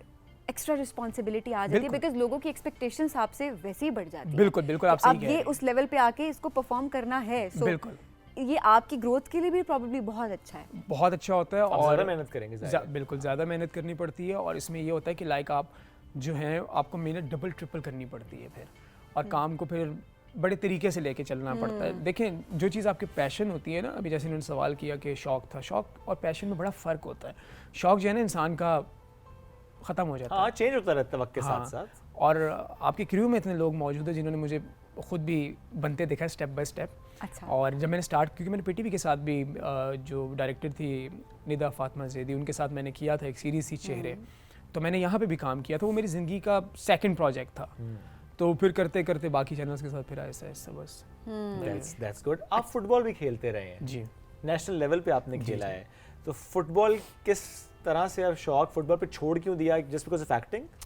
जी, फुटबॉल की इंस्पिरेशन मेरी जिडान थी। ओके। तो उसके बाद बस फिर खेलता गया, वो भी बड़ा पैशनेट होके खेला। अंडर 19 भी और अंडर 21, हाँ। तो बस फिर वो छोड़ इसलिए दिया कि एक्टिंग की वजह से वाकई मुझे कोचेस ने मना कर दिया था कि यार ना खेलो, तुम्हें अगर फेस पे लग गई या कोई इंजरी होगी तो काम कैसे करोगे। अब भी बस रेयर खेलता हूँ, मतलब उस तरह नहीं, शौक से नहीं, बस मजाक में खेल लिए दोस्तों के साथ, बस टाइम पास, दैट्स इट। उसके खुद भी इतने कॉन्शियस है फेस पे लग ना जाए, नहीं, अदरवाइज वो कॉन्शियस हैं जो कोचेस हैं। हाँ, मैं नहीं हूँ, वो नहीं खेलने देते अब। अच्छा, मैं क्या करूँ? हाँ, अच्छा, वो ज्यादा ख्याल रख रहे होते हैं कि हाँ, कहते कि नहीं यार, तुमने काम करना होता अच्छा, है। लुक्स मैटर करती है इंडस्ट्री में, काम लेने के लिए लुक्स भी और काम रंग भी करना है। मैटर करता है। लुक्स भी और क्या? लुक्स भी और रंग भी। हाँ, मैटर करता है। क्यों नहीं करता, बिल्कुल करता है। लुक्स अगर आपकी थोड़ी सी अच्छी हो तो गॉड गिफ्टेड होता है, ठीक है, और उसके साथ अगर आपकी एक्टिंग हो तो बहुत ही मज़ा आ जाता है, अगर आप बीइंग एन एक्टर जाते हैं। अगर बीइंग एन एक्टर आपकी एक्टिंग है और लुक्स नहीं है तो डिफ़िकल्ट होता है, लेकिन आप पहुंच जाते हैं, क्योंकि मेन चीज़ तो एक्टिंग होती है। और अब तो लोग बस करते हैं, कुछ इसको सीरियस लेते हैं कि यार इसकी लुक ऐसी है, और ज़्यादा लुक और रंगत होना भी बड़ा नुकसानदेह है। क्योंकि मेरे हाथ से बड़ा अच्छा एक कैरेक्टर निकल गया था, मैं इसलिए कह रहा हूँ। कौन सा कैरेक्टर था? एक प्ले का बताया ना, वो तो निकल गया, बताएं। वो एक्चुअली एक कैरेक्टर था, मैं अब चैनल का क्या नाम लूँ, तो वो उसमें ये हुआ कि उन्होंने मुझे फाइनल किया डायरेक्टर है, ओके, तो due to my colour colour fair है, वो कैरेक्टर टैन था, तो वो कैरेक्टर मेरे हाथ से वो निकल कैरेक्टर गया। किसने अच्छा किया वैसे था? मेकअप से भी तो टैन मुझे उनका नाम याद नहीं है। अच्छा। हाँ, नाम याद नहीं है मुझे उस लड़के का, और वो उस लड़के का ब्रेक थ्रू था। मैं इसीलिए पूछ रहा हूँ, मुझे समटाइम्स ये होता है सबीन के वो लोग अक्सर ये बात करते हैं कि वो कैरेक्टर मुझे नहीं मिला ड्यू टू एनी रीजन, जब मैंने वो नहीं किया, जिसने किया वो उसको फायदा दे गया। हाँ, उसको फ़ायदा इसलिए, और मैं पर्सनली खुश भी हुआ उस बंदे के लिए, उसको फ़ायदा इसलिए दे गया कि उसका बिल्कुल स्टार्ट था, ब्रेक थ्रू हो गया। हाँ ब्रेक थ्रू हो गया, उसको थोड़ा सा चलो इंडस्ट्री में कुछ लोग जान लेंगे, आहिस्ता आहिस्ता आगे काम करेगा। अगर उसके बावजूद भी वो काम नहीं कर सका तो फिर अब क्या कर सकते। तो मेरे साथ कोई बैड लक नहीं हुई, इसमें अल्लाह की भलाई थी, तो वो बस होगी। और उसके बाद मुझे एक अच्छा कैरेक्टर मिल गया, और अच्छा फिर मैं दुआएं भी करता था, या अल्लाह शुक्र है कि नहीं मिला, क्योंकि मैं डेट्स कहाँ मैनेज करता। कभी लाहौर, क्योंकि वो इस्लामाबाद शूट हो रहा था, सही है। मुझे फिर लाहौर जाना पड़ता, फिर इस्लामाबाद आना पड़ता, लाहौर जाना पड़ता, फिर इस्लामाबाद। तो वो कैरेक्टर था टैन कलर का, राइट। तो वो डायरेक्टर ने देखती कहा कि यार ये तो बहुत फेयर है, तो मैंने उनको कहा भी कि आप मुझे टैन कर दे, तो उन्होंने कहा नहीं, वो फिर वो चीज़ नहीं आती है। लेकिन ये कि बस वो जिसकी किस्मत में था उसे मिल गया था। अच्छा, हाँ जाहिर सी बात है, जिसकी किस्मत में था उसने, और बेहतर तरीके से उसने निभा भी लिया। बिल्कुल, ऑब्वियसली बिल्कुल। आपके लिए जो बेहतर है वो आपके लिए अल्लाह हाँ, ने मुझे रखा हुआ है, अल्लाह वो ने तो दे दिया, आपको मिल जाएगा बिल्कुल उनके लिए। जैसे भी हो जाए। अच्छा अब्बास, कभी कभी बोरियत होती है काम करते हुए, लाइक कैसे शूट थकावट के लिए हो अगर जाए? कभी जा रहे हैं, यू नो आप कॉन्स्टेंटली एक काम कर रहे हैं, बार बार रीटेक्स हैं, शूट हो रहा है, डेली बेसिस पे एक चीज़ है, बिकॉज स्पेल्स में अगर आप काम करें तो यू आर बाउंड ना 15 डेज और 20 डेज और व्हाट्सएवर। तो कभी बोरियत होती है कि अच्छा किधर आ गया हूँ, कुछ और कर लेता, या कुछ रूटीन चेंज कर लूँ मैं? हाँ होती है, अक्सर औकात होती है, बोर होता हूँ और वाकई सोचता हूँ कि यार कुछ और बन जाता, कुछ और कर लेता, लेकिन फिर वो याद आता है कि स्टार्ट क्यों किया था, अगर कुछ और ही बनना था या छोड़ना था तो फिर इतना जोर क्यों लगाया। आपको कोई डायरेक्टर होप देता है ना कि मैं आपको कल बताता हूँ, आप वेट करते हैं उसकी कॉल का कि कॉल कब करेगा, कब बताएगा, कब, तो वो करते करते ना वो जो दिन गुजर रहे होते हैं ना, आपको वो अंदर से बहुत तकलीफ दे रहे होते हैं बीइंग एन एक्टर स्टार्ट में।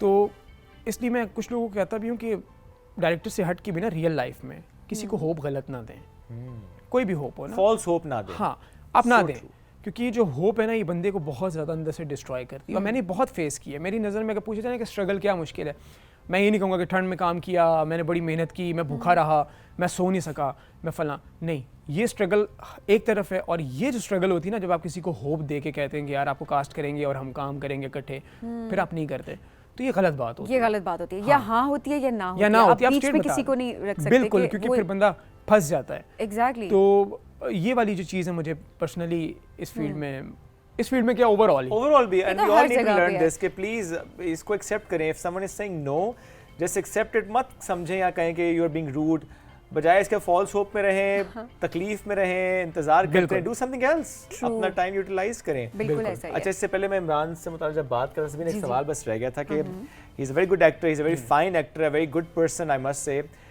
भाई कैसे हैं, बड़े भाई कैसे हैं? डांट, आई मीन इमरान भाई डांटते हैं, प्यार करते नहीं, अच्छे तो हैं, वो तो सबको पता है, लेकिन डांट भी पड़ती है? हाँ कभी कभी, किस बात पे? प्रैक्टिकल बातों पर जो लगता है कि मैं सही कर सकता हूँ अपनी लाइफ में, उसको ठीक कर सकता हूँ। हमारा ज़्यादा टाइम हंसी मजाक में गुजरा। अभी लास्ट जो मेरी उनकी मुलाकात हुई, उसमें मुझे उन्होंने एक्टिंग से रिलेटेड, लाइफ से रिलेटेड, कुछ हमारी पर्सनल डिस्कशन हुई कुछ चीज़ों पे, उससे रिलेटेड बहुत अच्छा समझाया। और मैंने उनको चुप करके इसलिए सुना कि इनका एक्सपीरियंस है। तो इस वजह से, और क्योंकि अब जिस मतलब लाइक आहिस्ता आहिस्ता आगे जा रहा हूँ मैं ज़िंदगी में, तो मुझे याद आता है कि जो हमें बड़े लोग समझाते थे ना 20s में, काश हम उनकी बात सुन लेते। तो बड़े जो समझाते हैं वो ठीक समझाते हैं। Also I think it's a blessing कि कोई अपना टाइम आप पे इन्वेस्ट Yes. करे, अपनी जी, जी। एफर्ट आप पे इन्वेस्ट करे, जी जी बिल्कुल बिल्कुल। आपको समझा रहा है, वरना आप भी इतने साल लगा लें, लोग 15-20 साल का अपना एक्सपीरियंस अगर आपसे शेयर करें जितने भी टाइम का, जी, जी। आपको वो एक लेक्चर में सब समझा रहे हैं, बिल्कुल, वरना आपको बिल्कुल। भी उतना ही टाइम लगेगा वही चीज़ें समझने में। तो इट्स अ ब्लेसिंग। बिल्कुल, तो ये बिल्कुल आज सही। की जनरेशन को समझने की बहुत ज़रूरत है कि अब बड़े कुछ समझा रहे हैं तो उनकी बात को सुनना चाहिए, समझना चाहिए, ना Value कि ये दें। कि बस हमें सब आता है, हमें पता है। हाँ अच्छा, बहुत ज़्यादा 8 साल का जो डिफरेंस है, तो आदात में भी काफ़ी फ़र्क है। वो एक जो गैप फील होता है जिसको हम जनरेशन गैप आप बोल रहे होते हैं, तो वो फ़र्क फील होता है कि ऐसे गाने उनको पसंद है, मुझे तो ऐसे गाने पसंद है। नहीं, कुछ भी नहीं, बिल्कुल नॉर्मल लगता है। उनको अच्छा। भी वही पसंद है जो हमें पसंद है, सेम। सब बहन भाइयों। हाँ, और ये है कि वो काफ़ी हद तक सेम है चीज़ें। और कभी कभार जो है हाँ, उनकी मेरी चॉइस काफ़ी मिलती है सॉन्ग्स में, मैंने नोट किया है। ओके। हाँ, उनकी मेरी चॉइस काफ़ी मिलती है, क्योंकि जो सॉन्ग मैं उनको सुनाता होता था ना जब वो शूट से आते थे कि यार ये गाना है आज चेक करें, जब वो इस्लामाबाद में थे, अब तो ज़ाहिर है वो अपने शो की वजह से लाहौर में, कभी कराची में, तो वो सुनते थे उसको बड़े गौर से, फिर कहते थे फिर लगाओ यार इसे फिर लगाओ। तो मुझे वहाँ से फील हुआ कि हमारा जो म्यूज़िक का टेस्ट है ना वो सेम है। तो इस तरह का मुझे कोई ऐसा कुछ फील नहीं कुछ हुआ। कुछ खास फील ओके। अब आज क्या गोल सेट किया हुआ है, क्या बनना है आगे? अब एक्टर तो बन गए ऑब्वियसली, लेकिन जाहिर सी बात है गोल सेट किया होता है कि मुझे अगले 2 साल में 3 साल में ये चीज़ अचीव करनी है। मैं अभी भी सेटिस्फाई नहीं हूँ अपने आप से, और मैं चाहता हूँ कि मैं लाइफ में बहुत आगे जाऊँ, बहुत आगे तक पहुँचूँ। उधर तक तो खैर नहीं कि बिल्कुल ही ऊपर ही चला जाऊँ, लेकिन ये है कि आगे तक जाऊँ अपनी रियल लाइफ में, और मैं कुछ ऐसा करके जाऊँ ना कि जो मेरी दुनिया और आखिरत मेरे लिए बहुत इजी करे। मेरा पर्सनल गोल ये है, और मैं लोगों के लिए जितना हो सकता है मैं आसानियाँ पैदा करूँ जो डिज़र्विंग हैं विदाउट एनी बेनिफिट। और मेरा ज़िंदगी का बस गोल बीइंग मतलब एक ऐसा एक्टर बनना है ना जो किसी को मुतासिर कर जाए कि यार वो कहे कि यार नहीं वाकई कोई आया था, इसने कुछ किया था और इसने परफॉर्म किया था, लोग याद रखें, लोग तारीफ़ करें कि यार एक बंदा आया जिसने अपने आप को प्रूव किया है कि वो कुछ कर सकता है लाइफ में। और बस एक भूख होती है इंसान को कि वो लाइफ में बड़े से बड़ा एक्टर बने। 2 साल का गोल ये है कि जो पिछले 2 साल है उनसे अच्छे गुजारना है और उनसे बेहतर काम करना है। Very nice. और उनसे मतलब सीखना है कि उन 2 सालों में क्या हुआ वो अगले 2 साल में नहीं करना। That's it. तो लाइफ का मैं बहुत ज़्यादा डीप और सेंसिटिव और इमोशनल बंदा हूँ, तो इसलिए मैं इन चीज़ों को ना बड़ा ज़्यादा सोचता हूँ, समझता भी हूँ। तो इंसान को ज़्यादा सेंसिटिव भी नहीं होना चाहिए। ओवर थिंकर बहुत हूँ मैं, उठते बैठते चलते फिरते। क्या सोचते हैं? यार उसने फ़ोन क्यों नहीं उठाया होगा? हाँ। यार अगर ये मैं यूं कर लेता, अगर ये ऐसे कर लेता, हाँ उसने सीन तो किया, उसने जवाब क्यों नहीं दिया, इस टाइप की चीज़ें। बहुत माइन्यूट, बहुत माइनर सी जो मतलब मायने नहीं रखती। अच्छा, ये सेंसिटिव लोगों का मसला होता है, उनको अगर किसी की पर्सनालिटी से भी बाज़ों का कोई कुछ नहीं भी कह रहा है ना, उनका एक जेस्चर आपको हिट कर जाता है। दूसरा तो निकल गया। बिल्कुल, सिक्स सेंस बहुत तेज़ है मेरी। हाँ। मुझे पता होता है जब अगला बैठ के मेरे सामने झूठ बोल रहा होता है ना, तो मैं भी उसको बड़े प्यार से जी जी जी जी मैं सोचता हूँ कि ये जो तुम मेरे सामने आप कर रही हो तो 4 साल पहले मैं टीवी पे कर चुका हूँ कैरेक्टर, तो कोई बात नहीं, खैर है। तो वो झूठ में पकड़ लेता हूँ बंदे का। नोट मैं सब कुछ करता हूँ, पता मुझे सब होता है। ओके। लेकिन मैं रिएक्ट नहीं करता, रिस्पॉन्ड करते हैं, वो भी नहीं करता, कुछ भी नहीं करते। कुछ भी नहीं करता मैं। और आप यकीन करें जब मैं वाकई सीरियसली बात कर रहा हूँ कि जब मैं कुछ नहीं करता ना उसके साथ कुदरत करवा देती है। नहीं, डोंट यू थिंक कि अगर आप रिस्पॉन्ड भी नहीं करते, रिएक्ट भी नहीं करते, तो वो सारी चीज़ें आपको इम्पैक्ट करती हैं? बिकॉज़ आप अब्सॉर्ब तो कर रहे हैं ना। हाँ, तकलीफ हो रही होती है मुझे, लेकिन मैं अगले को अवेयर कर देता हूँ कि यार इस बंदे से बच के रहना, ये बंदा जो है तुम्हारे लिए ठीक नहीं है बंदा। हाँ, ये बंदा दूसरे को बचा लें। हाँ, दूसरे को बचाता हूँ। जब दूसरा सुन लेता तो वो कभी कभार दुआएं देता है, कभी कभार फिर उसको बदुआएं देता है जिससे दूर रखा होता है कि यार ये क्या बात थी। मैं कहा मैंने कहा भी था कि वो इस तरह नहीं है, तुम्हारे लिए ठीक नहीं है, ऐसे वैसे है वो। तो ओवर थिंकर और सेंसिटिव होना भी एक अच्छी चीज़ नहीं मुझे है। ऐसे पता नहीं, मेरे ख्याल है 2 साइड्स हैं इसकी, अच्छी चीज़ भी और अच्छी चीज़ नहीं भी है। अच्छी चीज़ इस वजह से भी है कि आप कम से कम दूसरों के इमोशंस को समझना। आप यकीन करें, मैं एक जगह बैठा हुआ, मुझे पर्सनली बड़ा लिटरली मैं रोने वाला हो गया, मुझे बड़ा दुख हुआ। वो एक फ़ीमेल थी, एक कास्ट हम सारी बैठे हुए थे एक जगह पर, तो वहाँ पर ठंड थी, तो वहाँ पर वो जूनियर आर्टिस्ट थी, किसी के साथ आई थी, तो वहाँ पर आकर जस्ट हाथ अपने गर्म करना चाह रही थी बॉनफायर पे, तो कुछ लोगों ने उन्हें रोक दिया कि इधर एक्टर्स बैठे हैं, आप जूनियर एक्टर है, आप ना आए। तो मुझे पर्सनली ये चीज़ भी ना बहुत बुरी लगती है कि हम क्यों दूसरे को ऐसे ट्रीट करते हैं। ये तो इस इंडस्ट्री में बहुत आम है, ऑनेस्टली स्पीकिंग। होना नहीं चाहिए, ऑनेस्टली स्पीकिंग। और ये डायरेक्टर के पर्सपेक्टिव से ज़्यादा होता है कि आप फेयर ट्रीटमेंट नहीं कर रहे होते। ये बात बहुत ऑब्वियस है। डिस्क्रिमिनेशन तो बहुत ज़्यादा है इस इंडस्ट्री में। अक्सर औकात ना प्रोडक्शन वाले आकर ना एक डिफरेंस बता देते कि एक आप जूनियर एक्टर हो और वो सीनियर, आप उनके साथ ना बैठें। तो मुझे पर्सनली बड़ा दुख हुआ, क्योंकि मैं ना उस टाइम ये चीज़ अज्यूम कर रहा था कि यार अगर इसी जगह मेरी वालदा होती तो फिर क्या करता मैं, क्यों बाकी वो रेडी भी उसी तरह हुई थी। It's a blessing as well. तो ये सिर्फ नेगेटिव चीज़ नहीं है, it's a very good thing कि आप कनेक्ट कर पाते हैं लोगों के साथ एंड आप सेंसिटिव होना मुझे ऐसा लगता है कि ज़्यादा ये चीज़ है कि अच्छी चीज़ होती है। और being an Connect करते हैं, actor- आप किसी की दिल आज़ारी नहीं करते। हाँ कम से बिल्कुल, कम। बीइंग एन एक्टर सेंसिटिव होना एक बहुत अच्छी बात है क्योंकि आपके सीन्स बहुत अच्छे हो जाते हैं। ये बात भी सही है। अब्बास, बड़ी अच्छी डिस्कशन रही आपके साथ, बड़ा मज़ा आ रहा था गपशप करते हुए, लेकिन वक्त बहुत मुख्तसर था। कोई बात नहीं। बहुत अच्छा आप काम कर रहे हैं, बहुत अच्छा काम आप करते रहें आगे, इंशाल्लाह। एंड इसी तरह सेंसिटिव रहें बी पॉजिटिव इसी तरह से। And be positive. ठीक है बस, थैंक यू वंस अगेन। नाज़रीन, इसी के साथ हमारे प्रोग्राम से दीजिए हम दोनों को इजाज़त। दोबारा मुलाकात कल करेंगे। बहुत सा ख्याल रखिए, दुआ में याद रखिए। अल्लाह हाफ़िज़।